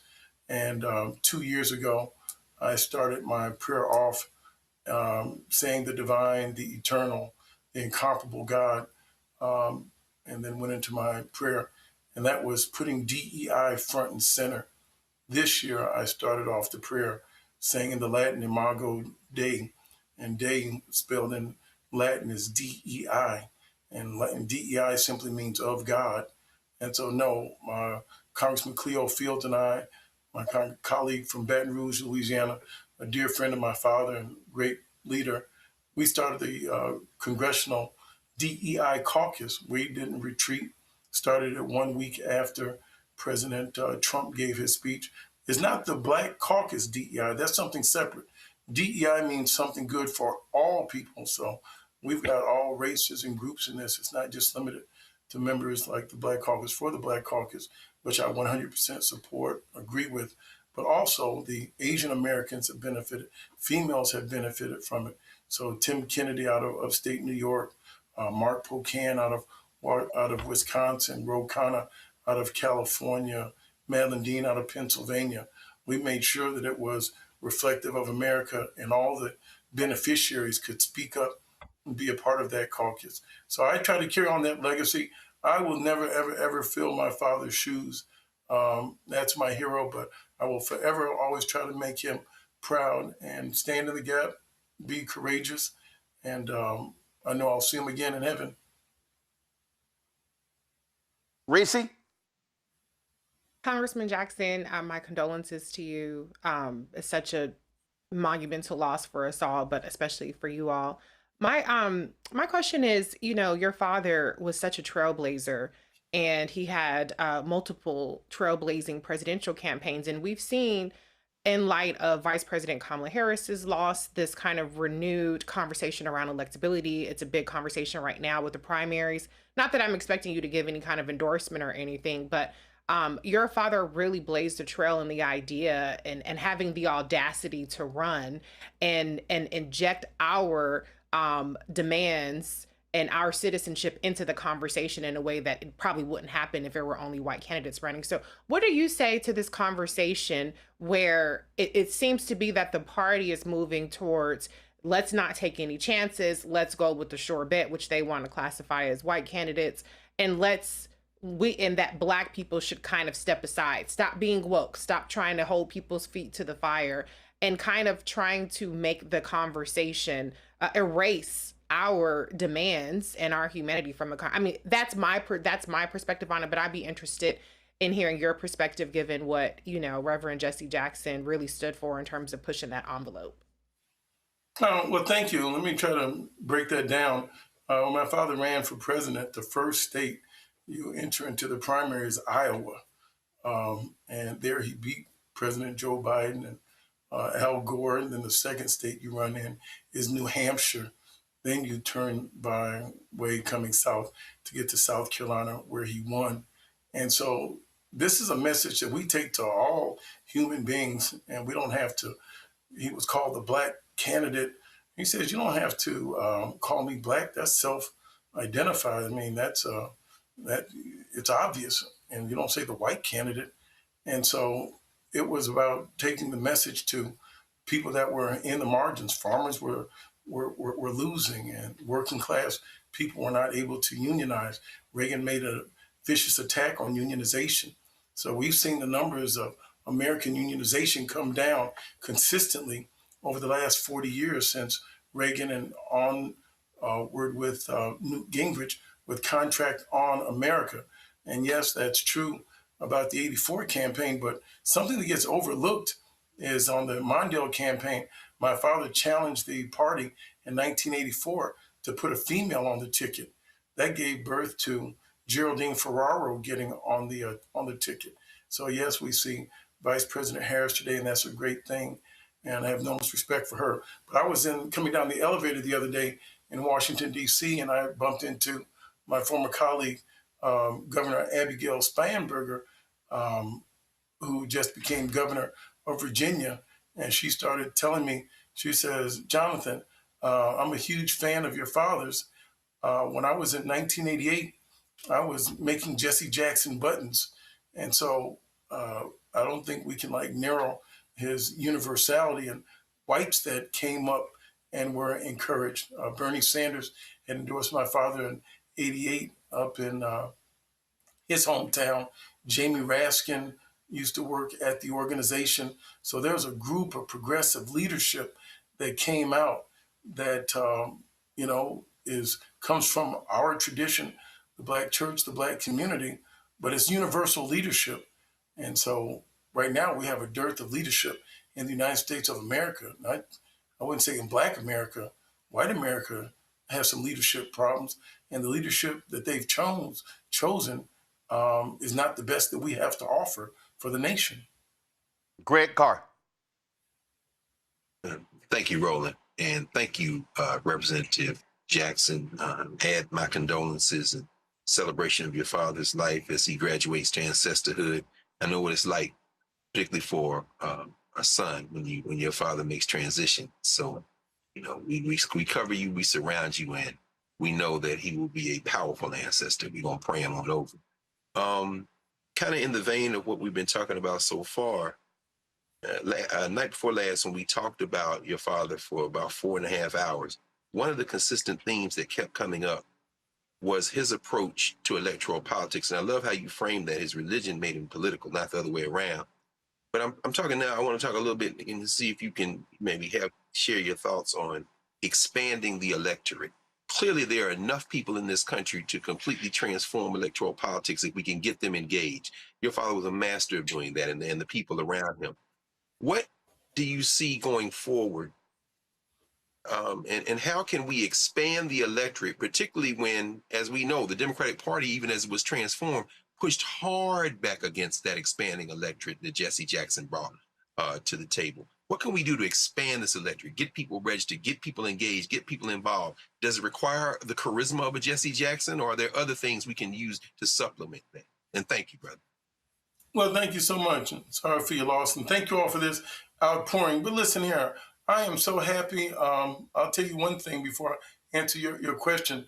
When it was pretty clear my father wasn't going to be walking again, he was wheelchair bound, I was leaving the doctor's office with him and kind of sad. And the doctor was pretty much saying, we got to give him a better wheelchair and things like that. And my father looked at me and smiled and said, I'm going to walk again. And I'm like, okay, Dad, as we were trying to get him to therapy. And then he looked at me and smiled and said, in heaven, there are no wheelchairs. And so, you know, he was just a very eternal, optimistic person. And what did he tell me? He says, we have to do voter registration, massive voter registration. We have to overwhelm the polls. Vice President Harris received 75 million votes. Roughly, President Trump received 77 million votes. And 90 million people did not vote. None of the above won. That was the margin of our despair. There were roughly 5 million people that have paid their debt to society that have now been taken off of the voter rolls, that have been made into permanent second-class citizens because they don't have the right to vote. So we have to restore citizenship to people that paid their debt to society. That's an issue that I'm going to have upcoming, that I want to find a pathway to people that have come to the country and they can dream, but I also want to have something for the believers. I would saw the migrants as the dreamers and the African-American community as the believers. We fought in every war. We've never stopped. And if you've paid your debt to society and we're disproportionately locked up and then paid our debt here again, how is it that we don't get our full rights restored of citizenship? You're not a citizen if you cannot vote. 13th, 14th, 15th Amendment. 13th, abolishing slavery. 14th, equal protection of the law. 15th, the right to vote. Well, if you lose your right to vote, you can't sit on a jury, which means you can't get equal protection under the 14th Amendment, which means you are a derivative of some form of slavery. So yes, we have to make that a popular cause, and we have to make voting a family tradition. Education, he would tell you, has to be a family tradition where you turn off the television, sit around the table, and the family reads together. We have to make voting a family tradition before we talk about the barbecue and the picnic and having all of the things. Do a voter registration drive in your own house and check people's voter registration cards before they come into the house. We have the power, and people have died and have suffered too much. And so don't do less than your best, he would tell me all the time. And that's what we have to do. We have the numbers. And so under this current administration, because they can't get their numbers up, now they're going to start voter suppression to try to take our numbers down. What does that tell you? We have the numbers. Why is there the attack on DEI? Because it was so successful. And so they started dismantling. And who did they attack first? It was the African-American female community. Over 450,000 African-American women that are highly educated, the best educated class group of people in the country, were targeted by Elon Musk and Doge and all of these other people. So no, we have to challenge this. And that's our goal. Well, Representative Jackson, you talk about making the family affair. That's the reason why when we got our news set, I said, well, I don't want just the colors. I hit up my man, Leroy Campbell, the great artist. I got a lot of his work at home. And so I said, Leroy, I need something for my set, for my news desk. He said, I got a great idea. So he printed out on canvas his artwork, Remember to Vote. And so if you see this art, so this is, every time we go live, people see this. I love it. They don't realize that artwork is showing every facet of Black America. It's the kids are there. You see Big Mama. You see a father. You see a daughter. You see a mama. You see young folks. And that's exactly what this artwork, we have it on both sides of our news desk for that very reason. And that's what we show it every single day. So we agree with you 100%. Congressman, I got a couple of text messages. I know the email went out, the post went out yesterday. There have been some alterations made to the funeral schedule. And so there'll be celebrations in Chicago, South Carolina, and D.C., correct? Yes, sir. So if somebody preempted that, so call that fake news. Sorry for that misinformation, but we're going to get it out. South Carolina legislature have honored him by asking him to lie in state in the rotunda of South Carolina. And that's so huge when you think about Charleston and the slave ships and talk about the Jim Crow South my father grew up in. He got arrested in South Carolina trying to use a public library, couldn't use, my grandmother and great grandmother couldn't use public bathrooms, had Negro and white folks bathrooms. And in his lifetime now, for a son of South Carolina to be in the rotunda, the same state capitol that had no Negroes, no Jews, and no dogs signs when he was a child, is truly an honor. So we want to honor his home state, and we're still making some arrangements for Washington, D.C. So please give me another 24 hours, and would love to get people all the information out, and every expression of kindness we're grateful for. Well, absolutely, and so we will let our folks know about that as well. Representative Jonathan Jackson, I certainly appreciate it, my brother. Thanks a lot. Thank you, Roland. Love to everyone. Thank you for honoring my father, and God bless your family. Absolutely. Keep hope alive. Yes, sir. Yes, indeed. Folks, yesterday at the news conference, Jonathan's brother, former Congressman Jesse Jackson Jr., had some words to say to the media about how they have always portrayed Reverend Jackson. Check this out. I associate myself with what Ashley had to say, but let me also be candid, because I'm old enough to remember, along with Santita and Jonathan, all of it. Come on. The caricature that you've created as a media of who our father is not the reality of who we know him to be. So what's happening now on social media is a more accurate depiction of the work of Jesse Jackson, and it's happening and occurring without you. That's the truth. Because institutional media has historically controlled the narrative of who Jesse Jackson is. You've made him to be more controversial than he is, than he was. Last question. Hi. One second. You've made him less multinational than he is.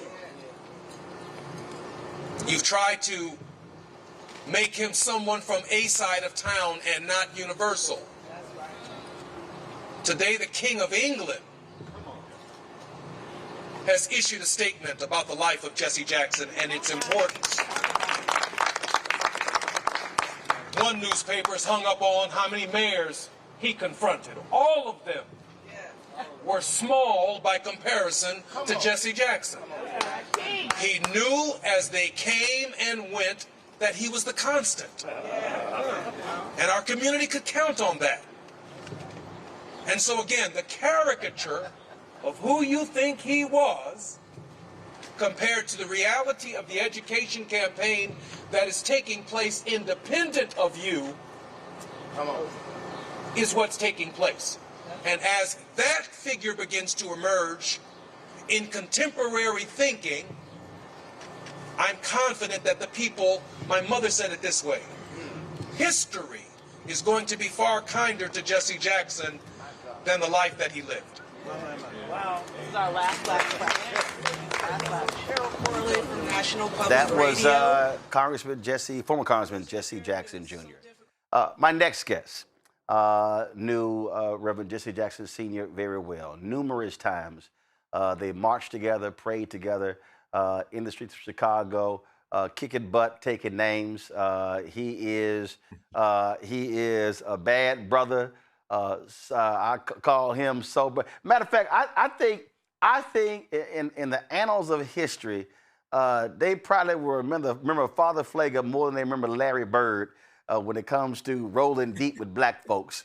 So Father Michael Pfleger joins us right now. He is, again, Father Pfleger, always good to see you, my brother. Good to see you, man. Much love. Look, y'all go way back, so just share your thoughts about this unbelievable freedom fighter. Well, we do go way back. When I first came to St. Sabina's back in '75, you know, Reverend Jackson always had Christmas Day. Everybody dropped in his house Christmas Day, in and out all day long. And somebody invited me to go over there to his house.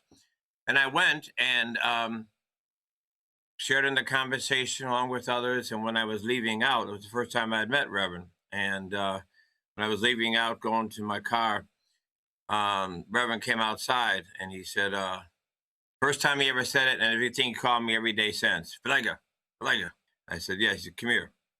And he said, you know, I'm always very skeptical and discerning of why people coming in the Black community till I know about them and know if they're committed or not. And he said, but you made sense. You made sense then. We're going to talk. And sure enough, the next week, we sat down and had a long conversation. Ever since then, you know, the kind of guy he was, Roland, was, remember one time we got arrested together at Chuck's gun shop. And we're sitting in jail out in Riverdale. And he turned to me and he said, Pfleger, what are we going to do next after we get out of here? I said, Reverend, let's get out of here right now. But that was the kind of person he was. But he, and a lot of times we hear about, you know, or heard in the news stories and the rest about, you know, the doors that he opened and the jobs he called and the positions that people got because of him. I mean, he literally confronted the Democratic Party. He made it a more inclusive party.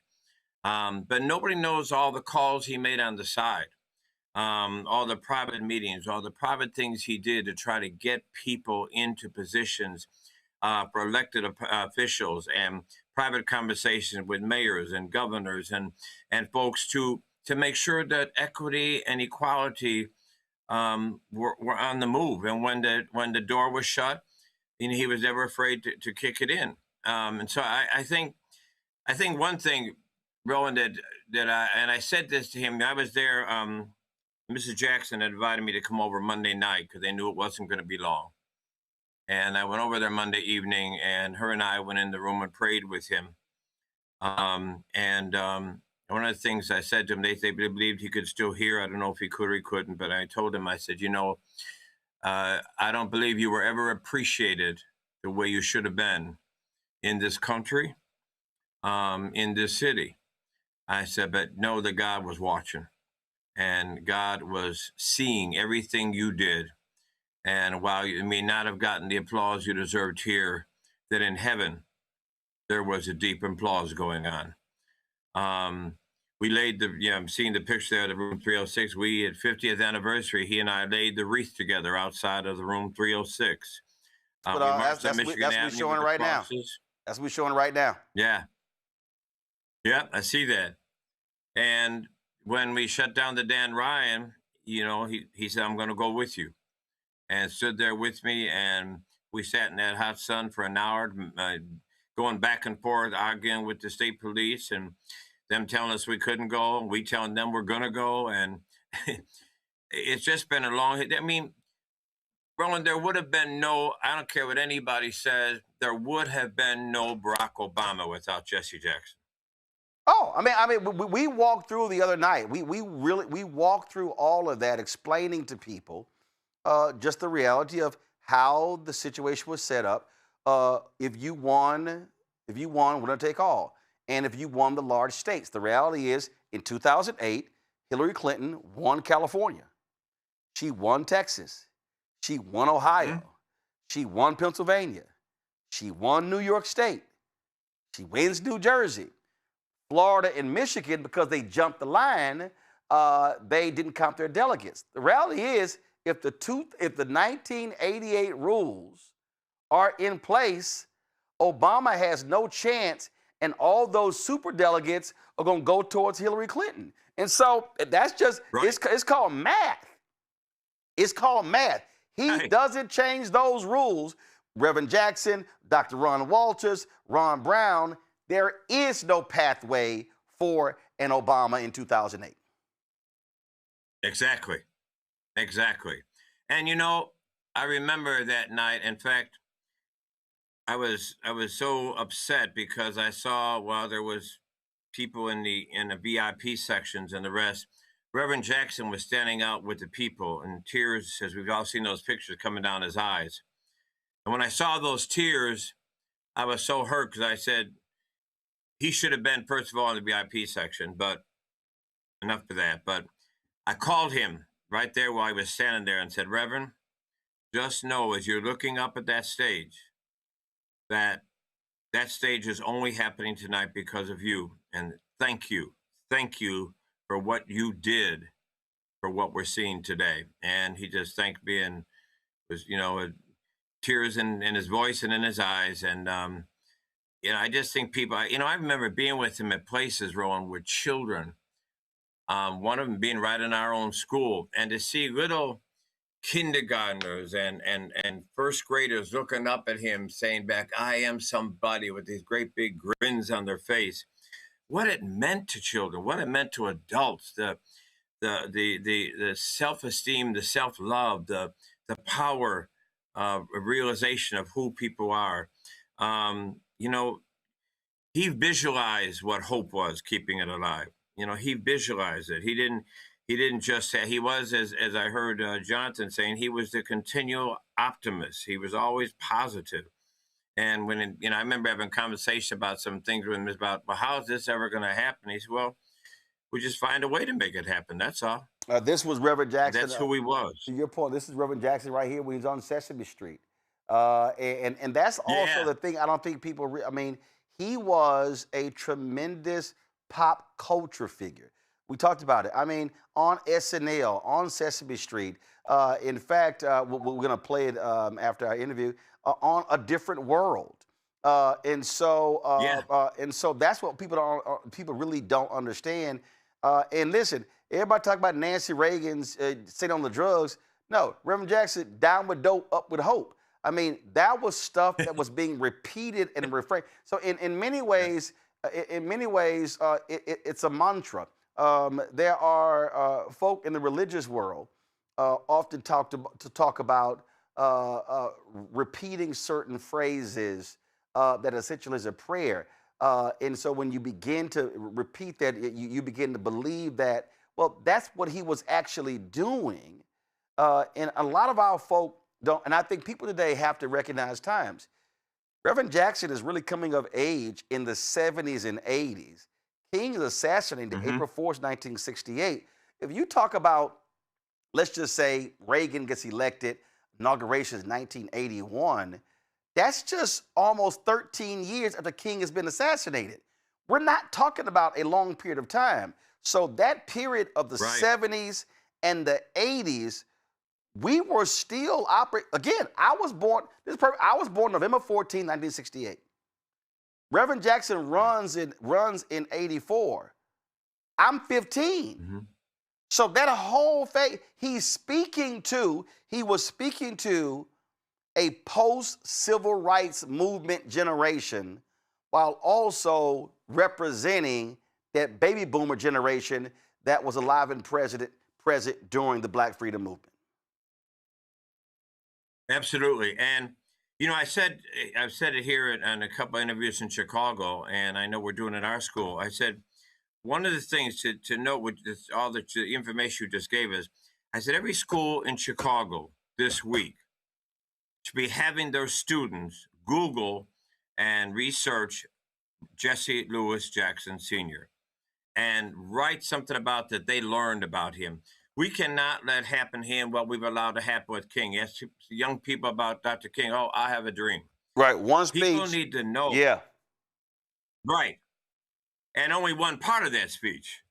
But we need to do research him. As there's two things. Somebody asked me in an interview the other day, so what's two things you think as we mourn his loss? I said, two things are this. Number one, we should have all of our children researching Jesse Louis Jackson. So every child in school from kindergarten to senior high school learns something about him in depth and all that he did accomplish, and all he stood for in this nation, then just keep hope alive. Secondly, we need to make the midterm elections in this country the tribute to Jesse elections. If there's any insisting on, Roland, It was registering to vote and vote. We want to honor him. Let's honor him by saying the midterm elections, we're going to register and we're going to vote in honor of Jesse Louis Jackson Sr. Yeah. Comments from our panel. Greg, you first. Thank you, Roland, and thank you as always, Father Pfleger. As you probably heard Representative Jackson, Jonathan Jackson, say his father, his religion made him political, not the other way around. I think about you, I think about our dear friend and brother and elder Jeremiah Wright and others who are, truly spirit warriors, who are not politicians, but who have involved themselves in the political universe. Could you give us your thoughts, if you don't mind, about the nature of the spiritual warfare that's going on in this country, and how folks who are calling themselves Christians are really engaged in a form of, I wouldn't stop short of calling it evil, and maybe give us your insight as to how we should push back and fight, drawing from the tradition that you work in, the Reverend Wright works in, and the Reverend Jackson worked in. And thank you. Thank you, sir. I really believe that this is a moment right now in this country for what's going to be the future. It's a crossroads. What's going to be the future of institutionalized religion? I think institutionalized religion is right now at a point where they're going to either become relevant or they're going to become non-existent. I believe that the Christian white right has been allowed to change the narrative, hijack Jesus, and redefine the Bible because we've been so quiet. And so they now control the narrative of there and justifying all, and it's not the first time it's been done. They used it to justify slavery, justify lynching, but it's being done again now. And the church has been so quiet. So I think this is the moral moment for religion to stand up and be who we say we are. Whether it's the Bible, the Quran, or the Torah, the foundation of all of our books is justice and freedom and the care for the most vulnerable. And it is time for us to be loud, to be strong, to be bold, to be courageous, to be exposing this hijacked Jesus. Gardner Taylor said it best, I don't care what you do, but stop doing it in the name of Jesus. It's the time for the faith community to stand up. Jeremiah Wright and Jesse Louis Jackson should not be looked at as fringe of Christianity. They're the DNA of Christianity. The DNA of the Bible and of Jesus is justice. It's not some tag on to our faith. He began with the Spirit of the Lord is upon me, anointed me to bring good news to the poor. All the preaching and teaching did, blessed are the peacemakers. Whatsoever you do for the least of your brothers, it was about justice. It's the DNA of our faith. And if we don't speak up loud and strong now, I think institutionalized religion is on hospice. Cameron. Hi, Reverend Pfleger. You spoke to it a little bit in some of the images and video Roland's team showed of Reverend Jackson and Sesame Street and all the different cultural places. Like I believe, in some sense, he was the next generation's public-facing Martin Luther King public. He was such a central Black leader across both pop culture and in political culture. But one thing that you mentioned and we talked about in this midterm election and that we're going into is the need to inspire and the need to turn out, the need to educate the next generation, the Gen Zs, the Gen Alphas, the millennials, the next generations who may not have seen the heyday of Jesse Jackson, but may be familiar with Keep Hope Alive, may be familiar with I'm Black and I'm Proud, may be familiar with I Am Somebody, or they may not. How do we take the spirit of Jesse Jackson's movement, Jesse Jackson's words and his power, and really instill that in this next generation, not just to learn about him in schools, but to actually turn that into action at the voting booth? Thank you. I think that's our challenge right now, and that's why I was trying to say, I would love to see us really research and put out in every area, every field we can, what he did in terms of changing the Democratic Party, opening it up, pushing its doors, making it inclusive. And the importance, I don't think, in my lifetime, and I'm old, I don't ever heard anybody that more spoke about the importance of registering and the importance of voting as Jesse Lewis Jackson Sr. I think we need to revive and share and study and put that stuff out there more now than ever so people hear this. And then I think we've got to encourage people to let's honor him by continuing to do what he challenged us to do, what he fought to do, what he lived and died doing. Jesse always used to say, you know, if we fight, we win. If we don't fight, we don't win. And I think we got to remember that. And I think the other part of that is I think the Democratic Party has to wake up. You know, the Democratic Party, I think for too long has, you know, just run on we're better than. That don't work in Gen Zs and millennials. That don't work with young people better than. No, let's be right. Let's do justice. Let's fight. I mean, if we didn't learn from Mandani in New York, who had the Democrats and the Republicans against him, but he identified with people and just said, these are the concrete things we're going to do. We can, I don't believe at this time, have a Democratic Party that is afraid to call genocide, genocide. I don't think we have a Democratic Party that can afraid to call racism, racism. If we don't have the courage in the party, don't expect people to run to you. So I think two things to answer your questions real quickly is, one is we've got to educate people on the importance of registering and of voting. But secondly, we've got to give people something to vote for. And we've got to have candidates. That's why I don't hook myself to candidates. I like to hook myself not to personalities, but to policy. Because if you hook it to a personality, that personality may go crazy, and I ain't going to be a part of that. They got to give us the policies to give us something to vote for. And they got to have the courageous policies that stand for things and stand right for things. And if they're not willing to do that, I think, you know, we too often blame people for not voting. And I think it's time we also, because one of the reasons people are not voting is because you're not giving me something to vote for. Absolutely nailed it. Well, we appreciate you joining us to share your thoughts and reflections about Reverend Jesse Lewis Jackson Sr. Again, we've got the information. He'll be lying in state at Rainbow Push next Friday. And then there will be ceremonies in South Carolina, Washington, D.C., and the funeral services. The funeral services will take place.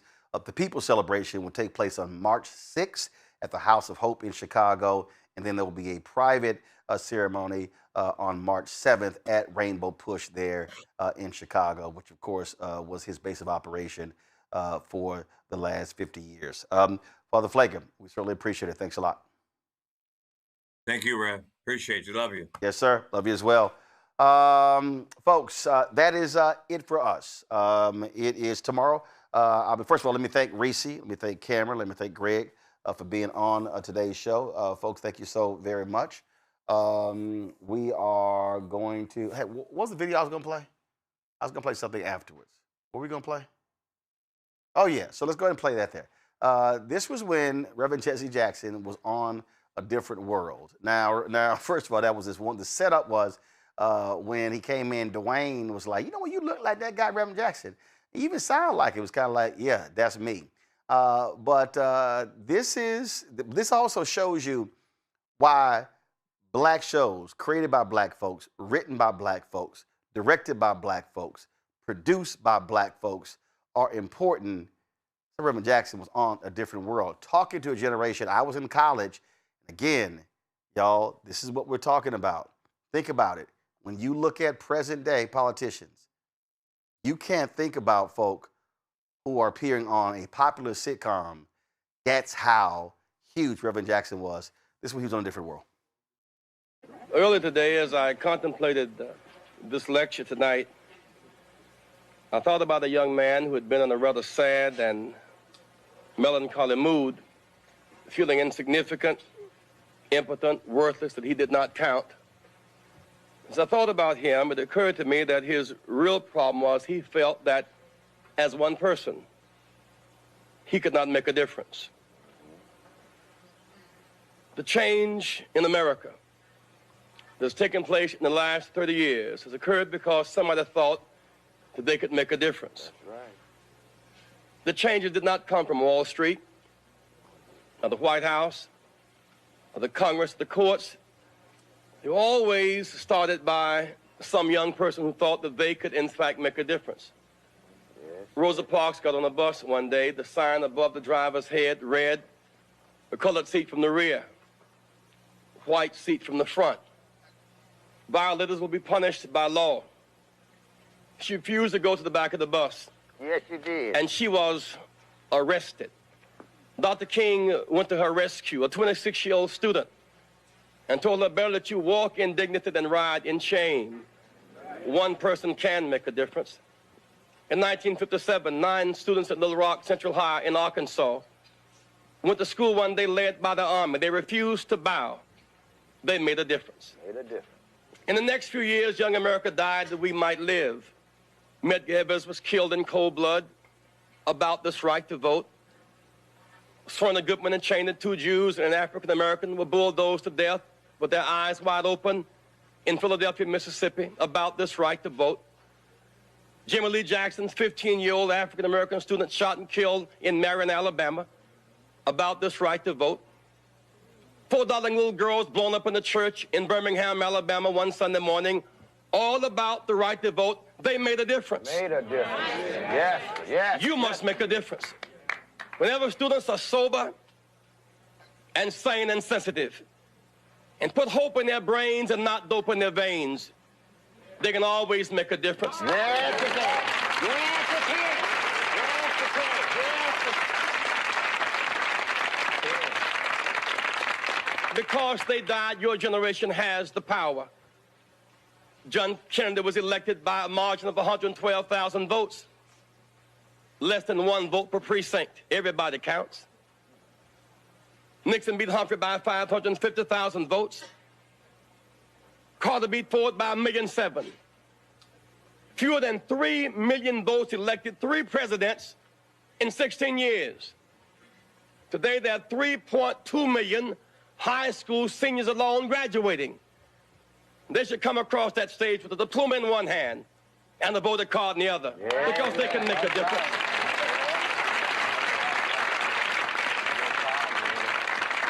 $12 million college students must vote. You have the power. You must not have the attitude. It's not my aptitude, but my attitude that determines my altitude or how high I will go. My mind is a pearl. I can learn anything in the world. Just because it rains, I don't have to drown. I may have been born in the slum, but the slum was not born in me. I can rise above my circumstance.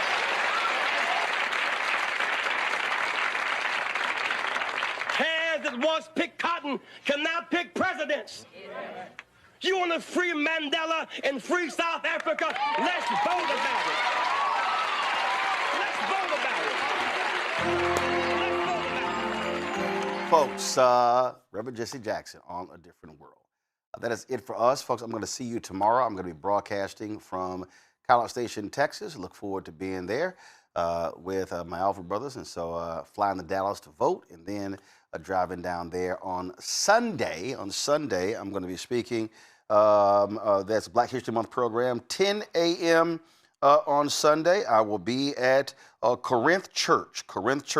Located at 4901 Providence Street. So we have the graphic for you there as well. So look forward to that. Folks, that's it. Don't forget, support the work that we do. Join our Bring the Funk fan club. And that if you want to support us, be a Cash App, use the Stripe QR code. You see it right here. That's also for credit cards. Also, of course, checks and money order. Make it payable to Roland Martin Unfiltered. P.O. Box 57196, Washington, D.C. 20037 0196.